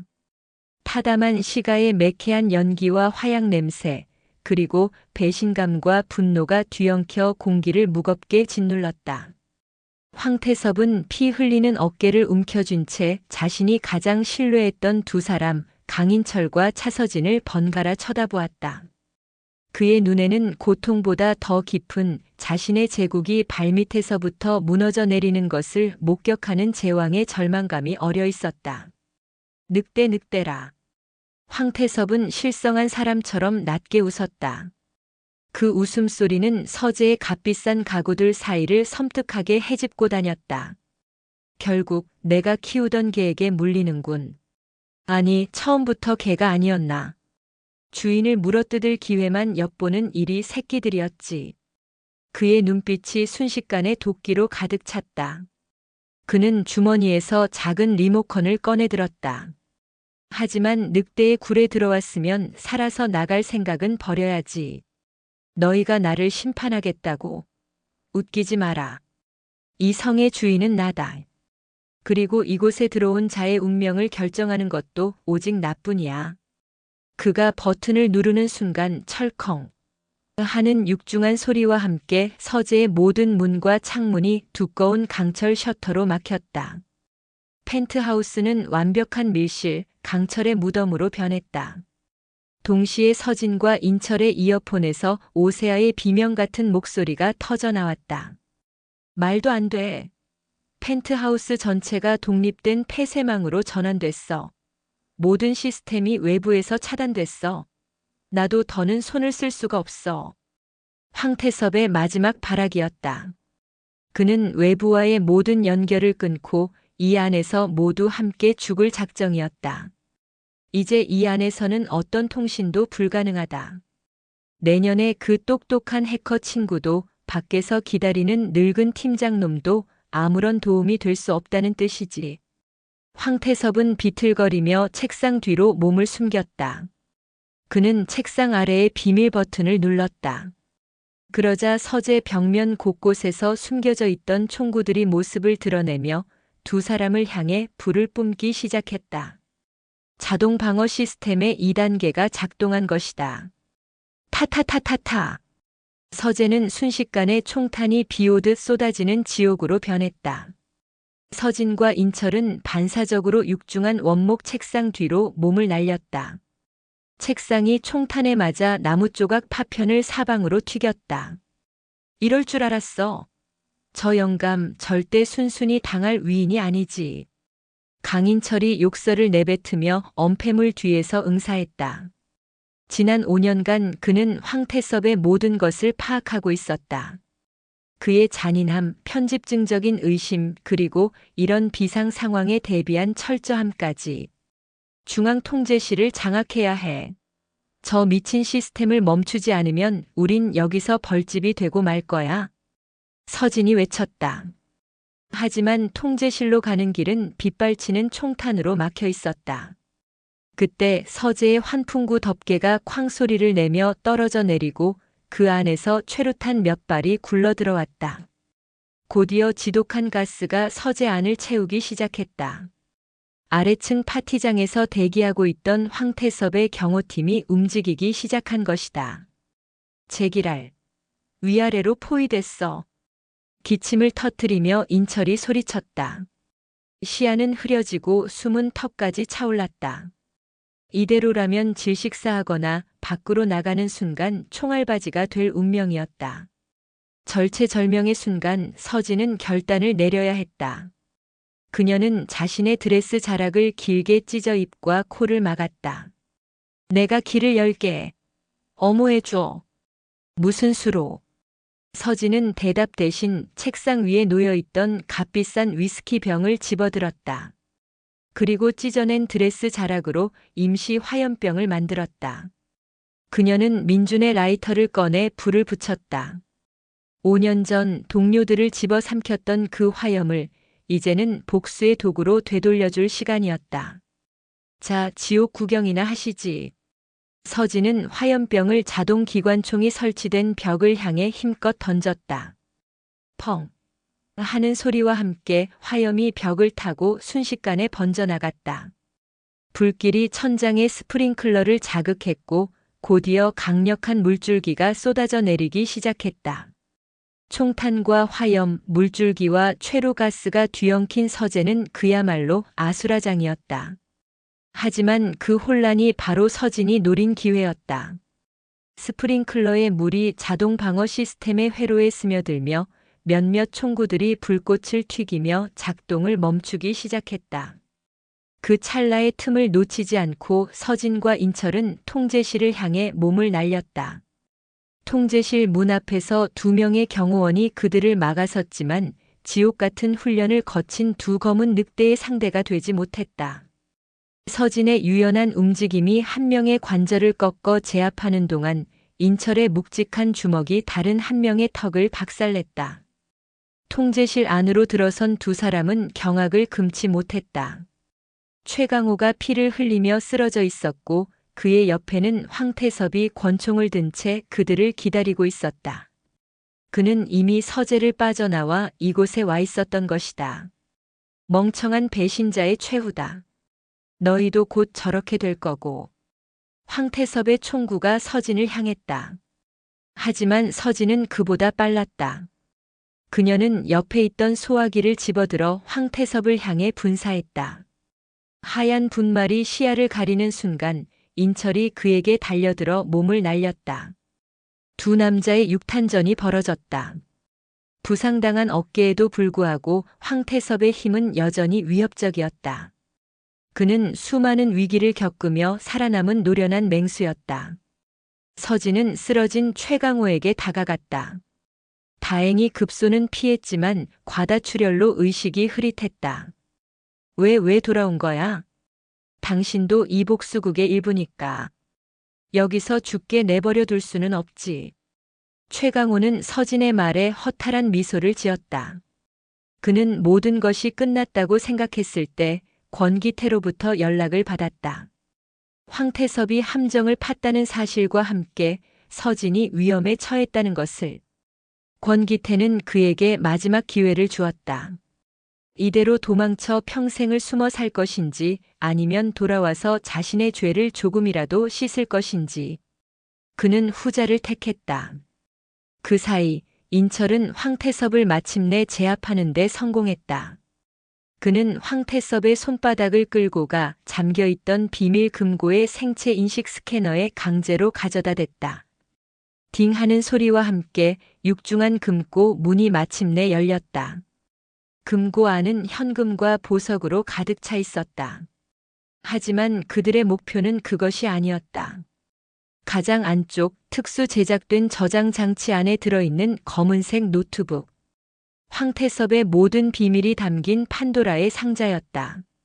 서진이 노트북을 손에 넣는 순간이었다. 건물 전체가 격렬하게 흔들리며 쿵 하는 굉음이 울려 퍼졌다. 창문 밖에서 거대한 폭발이 일어난 것이다. 권기태였다. 그는 외부에서 건물의 가스 배관 일부를 폭파시켜 경찰과 소방대의 시선을 분산시키고 동시에 건물 내부의 극심한 혼란을 야기한 것이다. 그가 만들어낸 마지막 퇴로였다. 지금이야. 옥상으로. 인철이 소리쳤다. 그는 황태섭을 기절시키고 최강호를 부축했다. 서진은 노트북을 품에 안고 그들의 뒤를 따랐다. 펜트하우스를 빠져나오자 복도는 아수라장이 되어 있었다. 경보음과 사람들의 비명, 그리고 그들을 향해 총을 쏴대는 경호원들. 그들은 옥상으로 통하는 계단을 향해 필사적으로 달렸다. 이제 이 지옥 같은 늑대의 굴을 벗어날 시간이었다. 하지만 그들 앞에는 아직 수많은 적들이 남아 있었다. 그리고 그들 손에 들린 판도라의 상자는 이제 막 세상을 뒤흔들 진짜 재앙의 서곡을 울리고 있었다. 밤하늘을 찢는 사이렌 소리가 도시 전체를 삼킬 듯 울려 퍼졌다.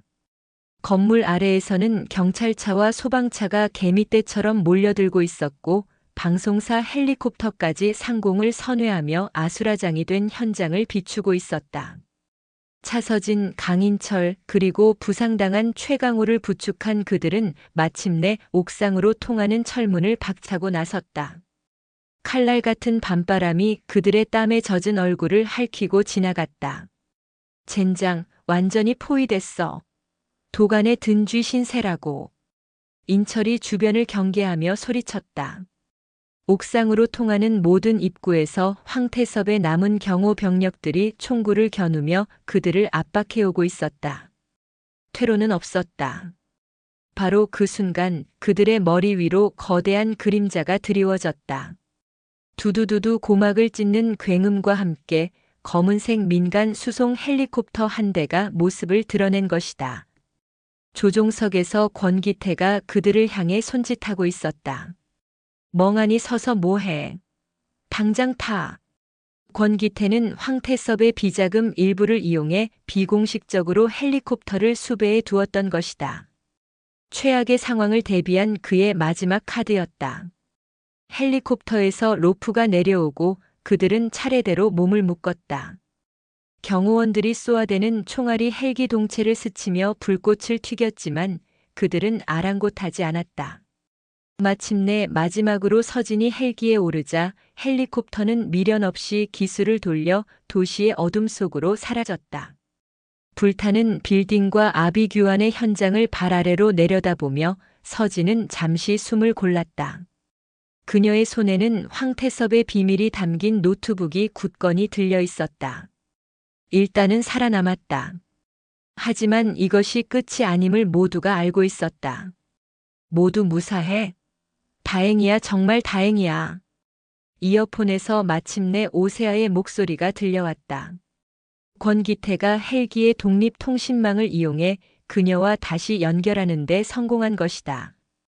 그녀의 목소리는 울먹임으로 가득 차 있었다. 우린 괜찮아. 하지만 이제부터가 진짜 전쟁이야. 언론을 확인해봐. 권기태의 말에 오세아는 재빨리 뉴스 채널을 검색했다. 모든 방송사가 속보를 쏟아내고 있었다.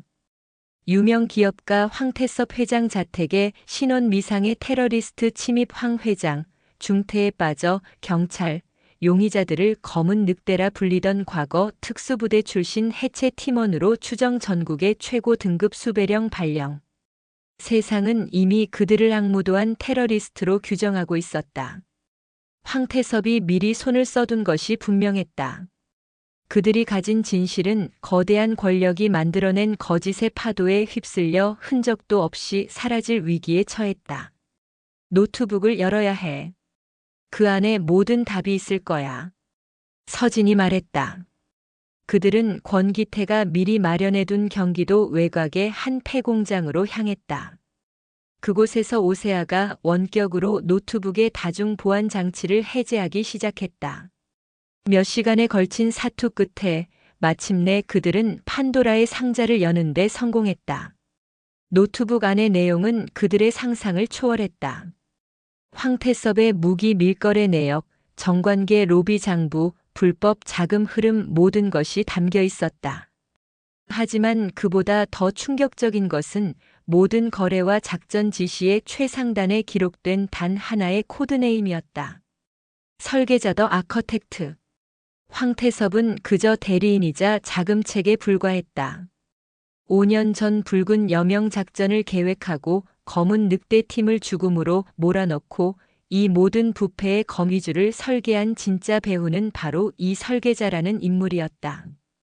장부에는 설계자와 황태섭이 주고받은 메시지들이 암호화된 파일로 남아 있었다. 이 암호를 풀 수 있겠어? 권기태가 다급하게 물었다. 오세아는 침통한 표정으로 고개를 저었다. 군 최고 등급에서만 사용하는 암호화 방식이에요. 제 능력으로는 어림도 없어요. 이걸 풀려면 이걸 만든 사람을 직접 찾아가는 수밖에 없어요. 암호화 파일의 속성 정보에는 개발자의 서명이 희미하게 남아 있었다. 프로메테우스. 전설적인 군사 기밀 해커이자 현재는 모든 기록을 지우고 잠적한 인물이었다. 상황은 더욱 절망적으로 변했다. 그들은 이제 국가 전체의 적이 되었고 진짜 적의 얼굴조차 모르는 상태였다. 그때 한쪽에서 응급 처치를 받던 최강호가 힘겹게 입을 열었다. 설계자 그놈의 목소리를 몇 번 들어본 적이 있어. 모두의 시선이 그에게로 쏠렸다.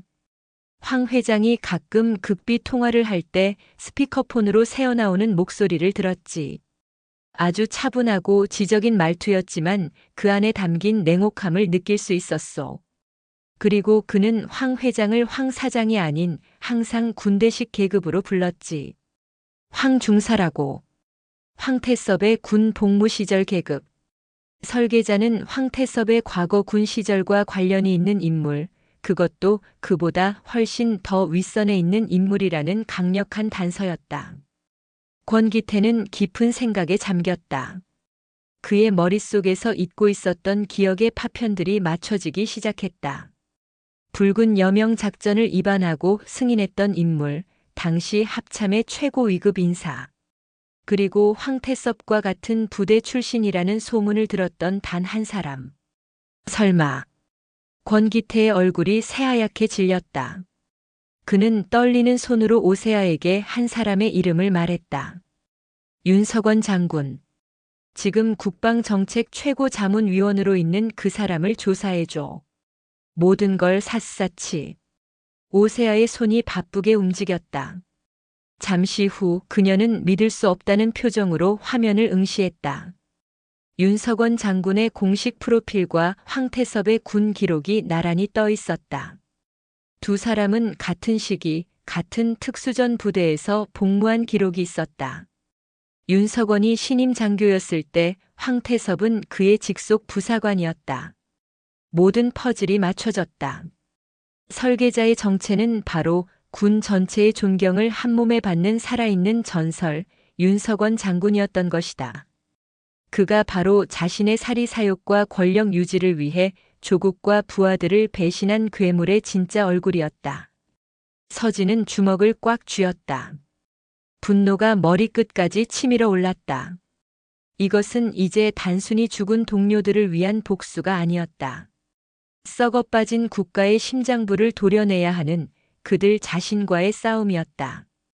바로 그때 폐공장의 낡은 스피커에서 갑자기 치직거리는 소음과 함께 낯선 목소리가 울려 퍼졌다. 늦은 밤 불청객이라 미안하군. 검은 늑대에 남은 생존자들. 윤석원이었다. 그가 어떻게 이곳을 알고 연락해왔는지 알 수 없었다. 그는 이미 모든 것을 꿰뚫어 보고 있었다. 판도라의 상자는 열지 말았어야 했다. 너희가 가진 진실은 세상을 구원하는 것이 아니라 오히려 더 큰 혼란과 파괴를 불러올 뿐이다. 그 상자를 조용히 나에게 넘겨라. 그러면 너희의 명예로운 죽음을 보장해주지. 테러리스트가 아닌 작전 중 순직한 영웅으로 말이다. 그의 목소리는 오만함과 위선으로 가득 차 있었다. 서진은 스피커를 향해 소리쳤다. 헛소리 집어치워. 당신의 그 더러운 위선을 세상에 전부 까발려주겠어. 스피커 너머로 윤석원의 차가운 웃음소리가 들려왔다. 어리석군. 이미 너희 주변은 나의 사람들로 모두 포위되었다. 지금 이 순간에도 너희가 숨쉬는 공기까지도 나의 통제하에 있다는 것을 명심해라. 그의 말이 끝나기 무섭게 공장 외부에서 수십 개의 서치라이트가 일제히 켜지며 내부를 대낮처럼 밝혔다. 창문 밖으로 중무장한 정체불명의 작전 팀원들이 포위망을 좁혀오고 있었다. 윤석원의 사병들이었다. 이제 그들은 완벽한 도간에 든 쥐가 되었다.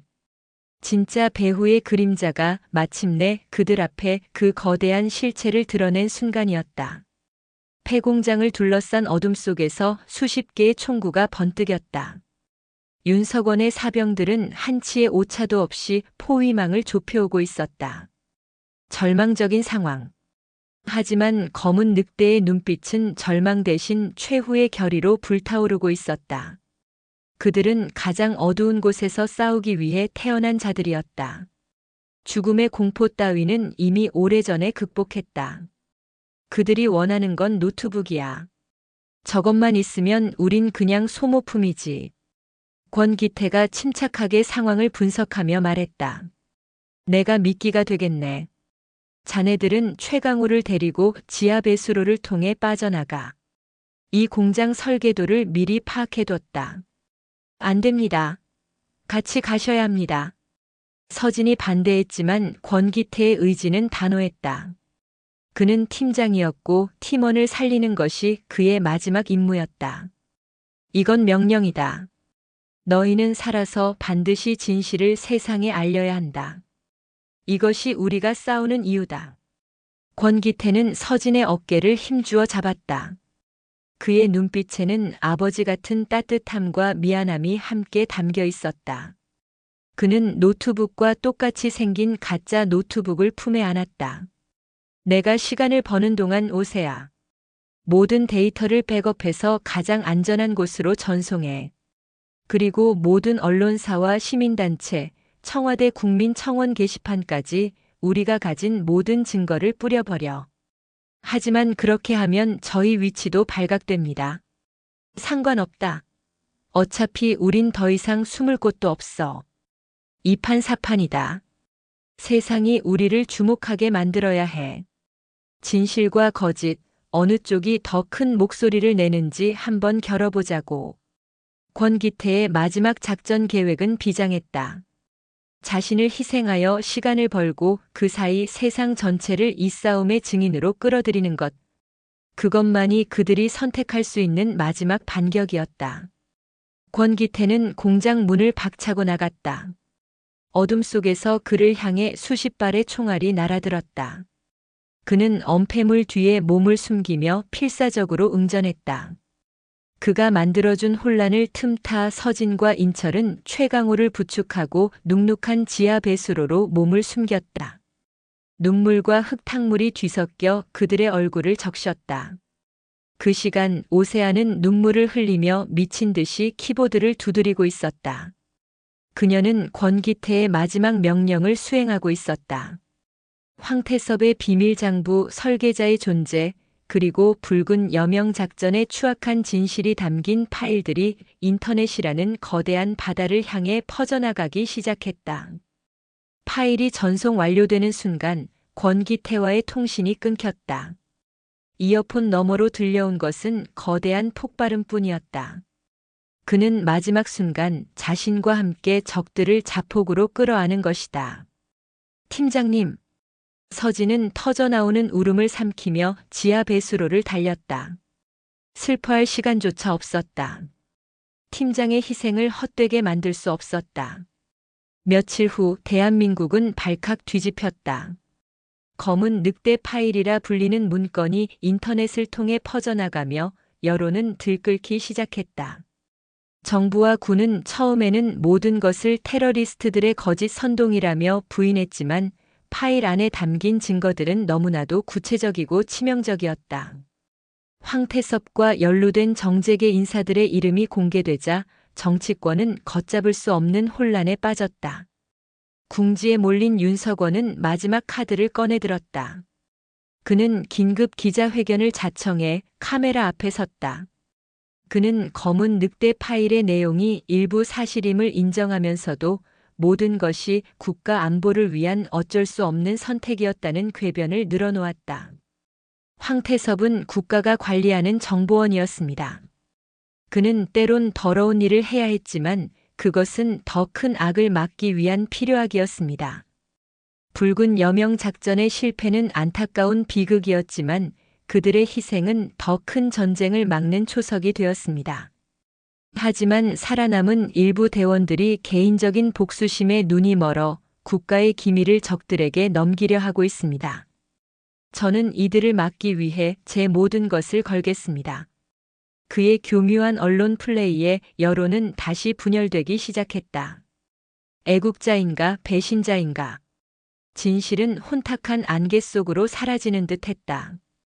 지하의 은신처에서 이 모든 것을 지켜보던 서진은 결심했다. 더 이상 숨어서 싸울 수는 없었다. 이 지긋지긋한 싸움을 끝내기 위해서는 괴물의 심장부로 직접 들어가야만 했다. 그녀는 윤석원에게 직접 연락을 취했다. 당신과 나 단둘이서 끝냅시다. 당신이 말하는 진실과 내가 지키려는 정에 어느 쪽이 진짜인지 마지막으로 확인해 보자고.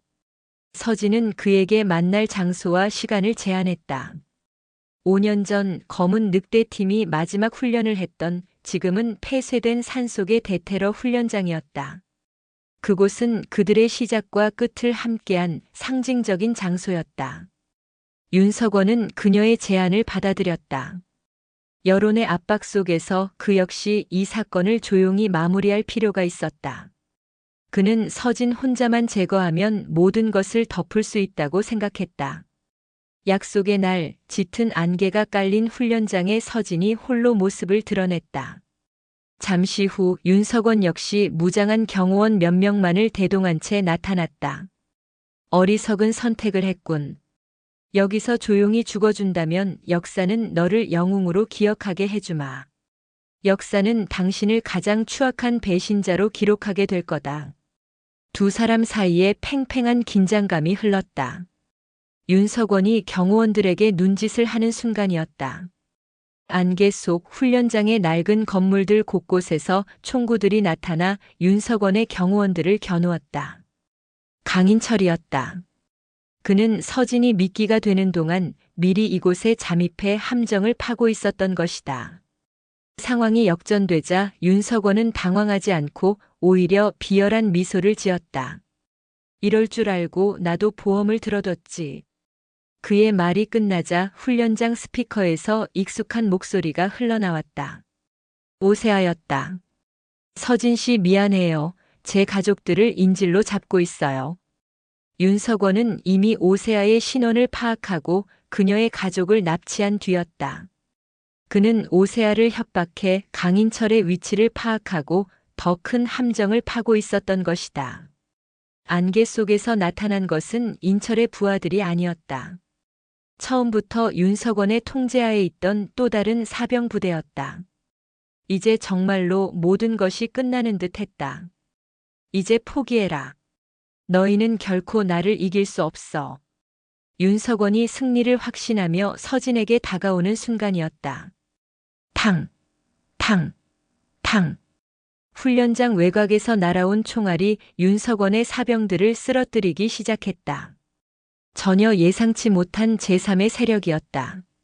안개를 뚫고 얼굴에 흉터가 가득한 한 남자가 모습을 드러냈다. 최강호였다. 그는 죽지 않았다. 그는 회복하는 동안 황태섭 밑에서 일하며 알게 된 비공식 용병들을 자신의 편으로 끌어모았던 것이다. 당신 같은 놈 밑에서 개처럼 살았던 내 인생이 너무 분해서 이대로 죽을 수는 없더군. 내 아들에게 부끄럽지 않은 아버지가 되기 위해 오늘 여기서 모든 것을 끝내겠다. 상황은 다시 한번 역전되었다. 이제는 서진의 팀, 윤석원의 사병들, 그리고 최강호의 용병들이 뒤엉킨 3파전이 벌어졌다. 훈련장은 순식간에 다시 지옥 같은 전쟁터로 변했다. 그 혼란의 중심에서 서진은 오직 한 사람, 윤석원만을 노리고 있었다. 그녀는 빗발치는 총알을 뚫고 그를 향해 달려들었다. 마침내 두 사람은 훈련장 중앙의 통제탑에서 마주섰다. 더 이상 총도 부하도 없었다. 오직 두 사람의 맨몸만이 남았다. 내년에 그 증오가 세상을 바꿀 수 있을 것 같나? 세상을 바꾸려는 게 아니야. 단지 당신 같은 괴물이 더 이상 내 동료들의 이름을 더럽히는 것을 막으려는 것뿐이다. 두 그림자가 격렬하게 부딪혔다. 5년간 이어진 복수극의 마지막 처절한 사투가 시작되었다. 이것은 선과 악의 싸움이 아니었다. 상처 입은 늑대와 늙은 괴물의 서로의 모든 것을 건 마지막 싸움이었다. 그리고 이 싸움의 끝에서 오직 한 명만이 살아남아 자신의 정의를 증명하게 될 것이었다. 안개와 화약 연기가 뒤섞인 대테러 훈련장의 통제탑 안, 시간은 그 무게를 잃고 멈춰섰다. 밖에서 울려 퍼지는 총성과 비명은 아득한 배경음처럼 멀어졌다. 지금 이 순간, 이 좁은 공간 안에는 오직 두 사람, 상처 입은 마지막 늑대 차서진과 스스로 신이 되려 했던 늙은 괴물 윤석원만이 존재했다. 두 사람 사이의 공기는 날 선 칼날처럼 팽팽했고 서로를 향한 증오와 경멸은 보이지 않는 불꽃을 튀겼다. 결국 여기까지 왔군. 애송이 늑대 새끼가 이 늙은 사냥꾼의 목덜미까지 물고 늘어질 줄이야. 윤석원은 군복 상의를 벗어 던졌다. 수십 년간 군에 몸담으며 단련된 그의 몸은 나이를 잊은 듯 단단한 근육으로 다져져 있었다. 그의 눈은 더 이상 존경받는 장군의 그것이 아니었다. 모든 것을 잃고 막다른 길에 몰린 맹수의 광기가 번뜩이고 있었다. 당신은 사냥꾼이 아니야. 그저 동족의 피를 빨아먹는 거머리일 뿐이지. 서진은 부상당한 옆구리의 통증을 애써 무시하며 자세를 낮췄다. 그녀의 온몸은 이미 한계를 넘어 비명을 지르고 있었지만 정신력만큼은 그 어느 때보다 날카롭게 벼려져 있었다. 죽은 동료들의 얼굴이 자신을 희생하며 길을 열어준 권기태 팀장의 마지막 모습이 그녀의 망막 위를 스쳐 지나갔다. 이 싸움은 그녀 혼자만의 것이 아니었다.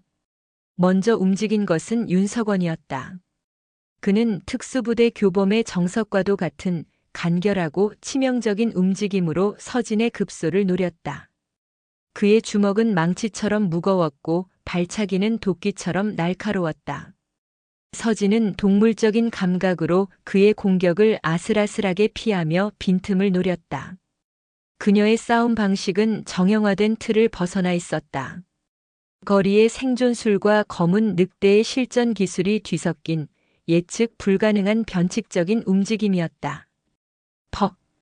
윤석원의 팔꿈치가 서진의 어깨를 강타했다. 뼈가 부서지는 듯한 고통이 온몸으로 퍼져나갔지만 서진은 비명 대신 이를 악물었다.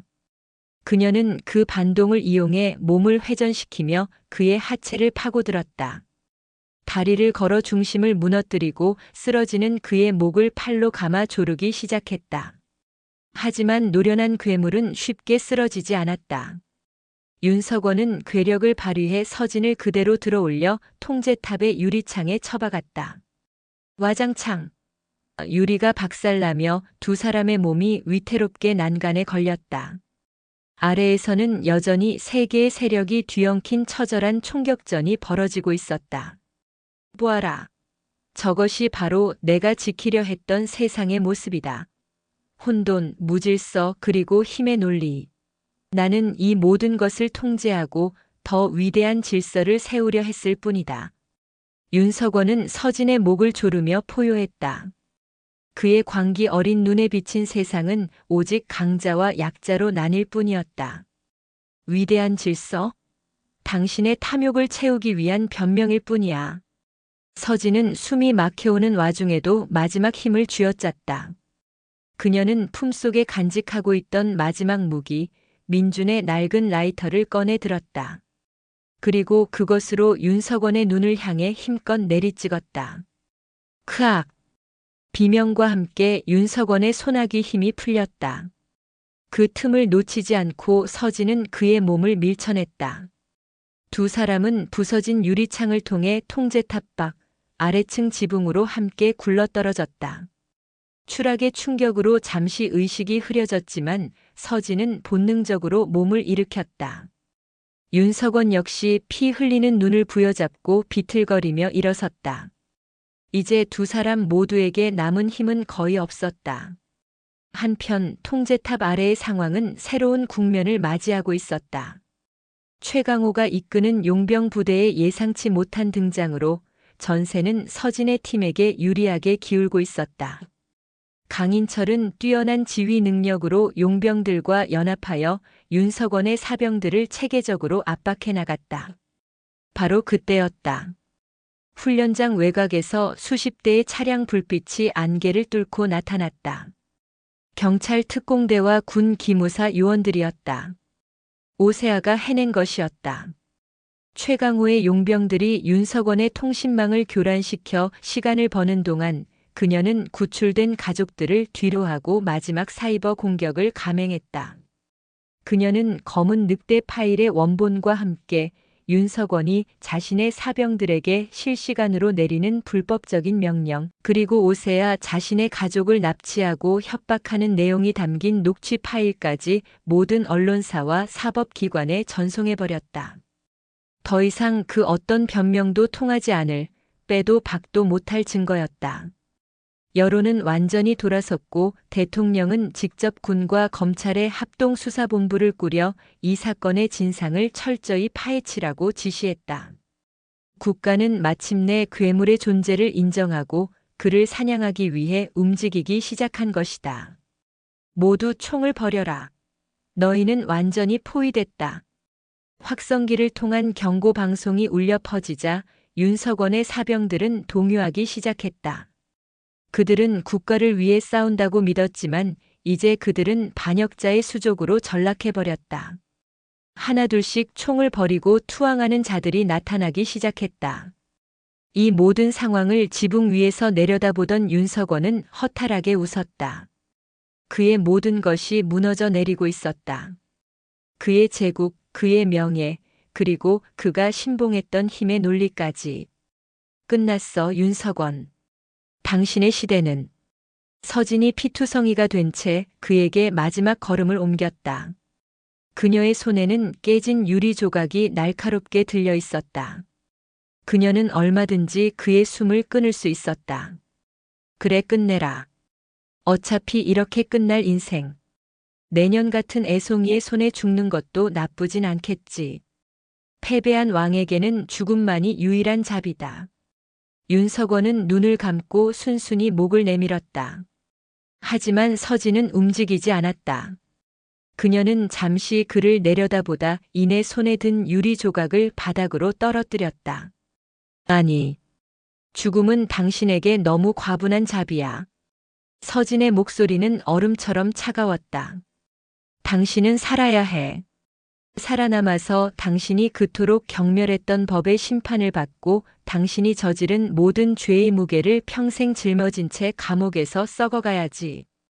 당신이 죽음으로 내몰았던 내 동료들이 어떤 심정이었는지 매일 밤 곱씹으면서.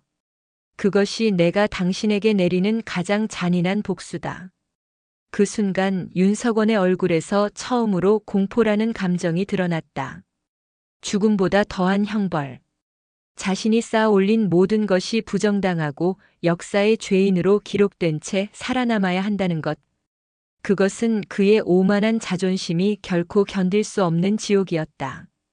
잠시 후 기무사 요원들이 지붕 위로 올라와 두 사람을 둘러쌌다. 윤석원은 아무런 저항 없이 수갑을 찼다. 그는 끌려가면서도 텅 빈 눈으로 서진을 응시했다.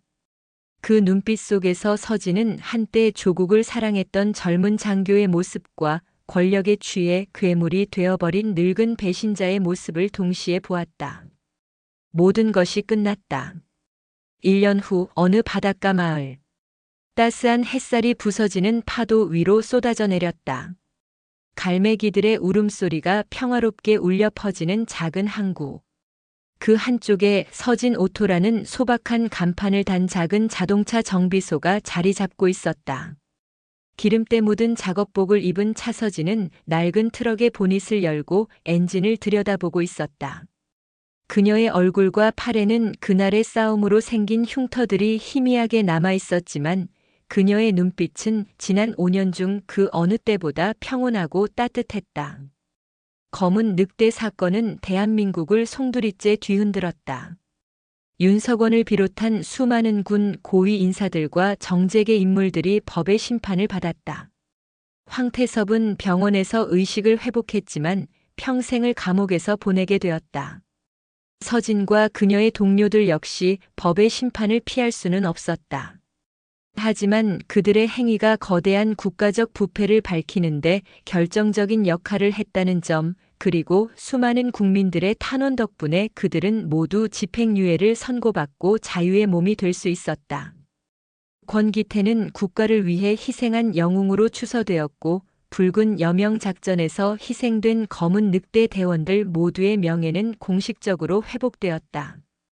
강인철은 모든 것을 내려놓고 조용한 시골로 내려가 작은 농장을 가꾸며 살고 있다는 소식이 들려왔다. 최강호는 아들의 치료를 무사히 마친 뒤 자신의 죄를 뉘우치며 새로운 삶을 시작했다. 오세아는 그 능력을 인정받아 새로 창설된 국가사이버안보사령부의 핵심 인물이 되어 보이지 않는 곳에서 나라를 지키고 있었다. 서진은 그 모든 소란을 뒤로하고 이곳 바닷가 마을로 내려왔다. 그녀는 민준이 꿈꾸었던 바로 그 삶을 살고 있었다. 사장님, 이거 시원한 거 한잔하고 하세요. 마을 청년이 쭈쭈바 하나를 건네며 넉살 좋게 웃었다. 서진은 희미하게 미소 지으며 그것을 받아들었다. 그녀는 이제 더 이상 세상과 담을 쌓은 채 살아가지 않았다. 평범한 이웃들과 어울리며 땀 흘려 일하는 하루하루의 소중함을 느끼고 있었다. 그녀는 잠시 일손을 멈추고 작업대 위에 놓인 낡은 라이터를 집어들었다. 포효하던 검은 늑대 문양. 그녀는 라이터 뚜껑을 열어 불을 붙였다. 작은 불꽃이 바람에 흔들렸다. 그것은 더 이상 복수의 불씨가 아니었다. 어둠 속에서 길을 잃었던 자신을 지탱해 주었던 약속의 불씨였고 이제는 새로운 삶을 밝혀주는 희망의 불씨였다. 서진은 불꽃을 불어 껐다. 그리고 다시 트럭의 엔진을 향해 몸을 숙였다. 그녀의 귓가에 동료들의 웃음소리가 파도 소리처럼 아련하게 들려오는 듯했다. 길고 길었던 전쟁은 끝났다. 잿더미 속에서 시작된 복수는 마침내 모두를 위한 정의를 피워냈고 상처 입은 늑대는 비로소 평화로운 안식처를 찾았다. 잿더미 위에 마침내 새로운 삶이라는 이름의 꽃이 활짝 피어나고 있었다.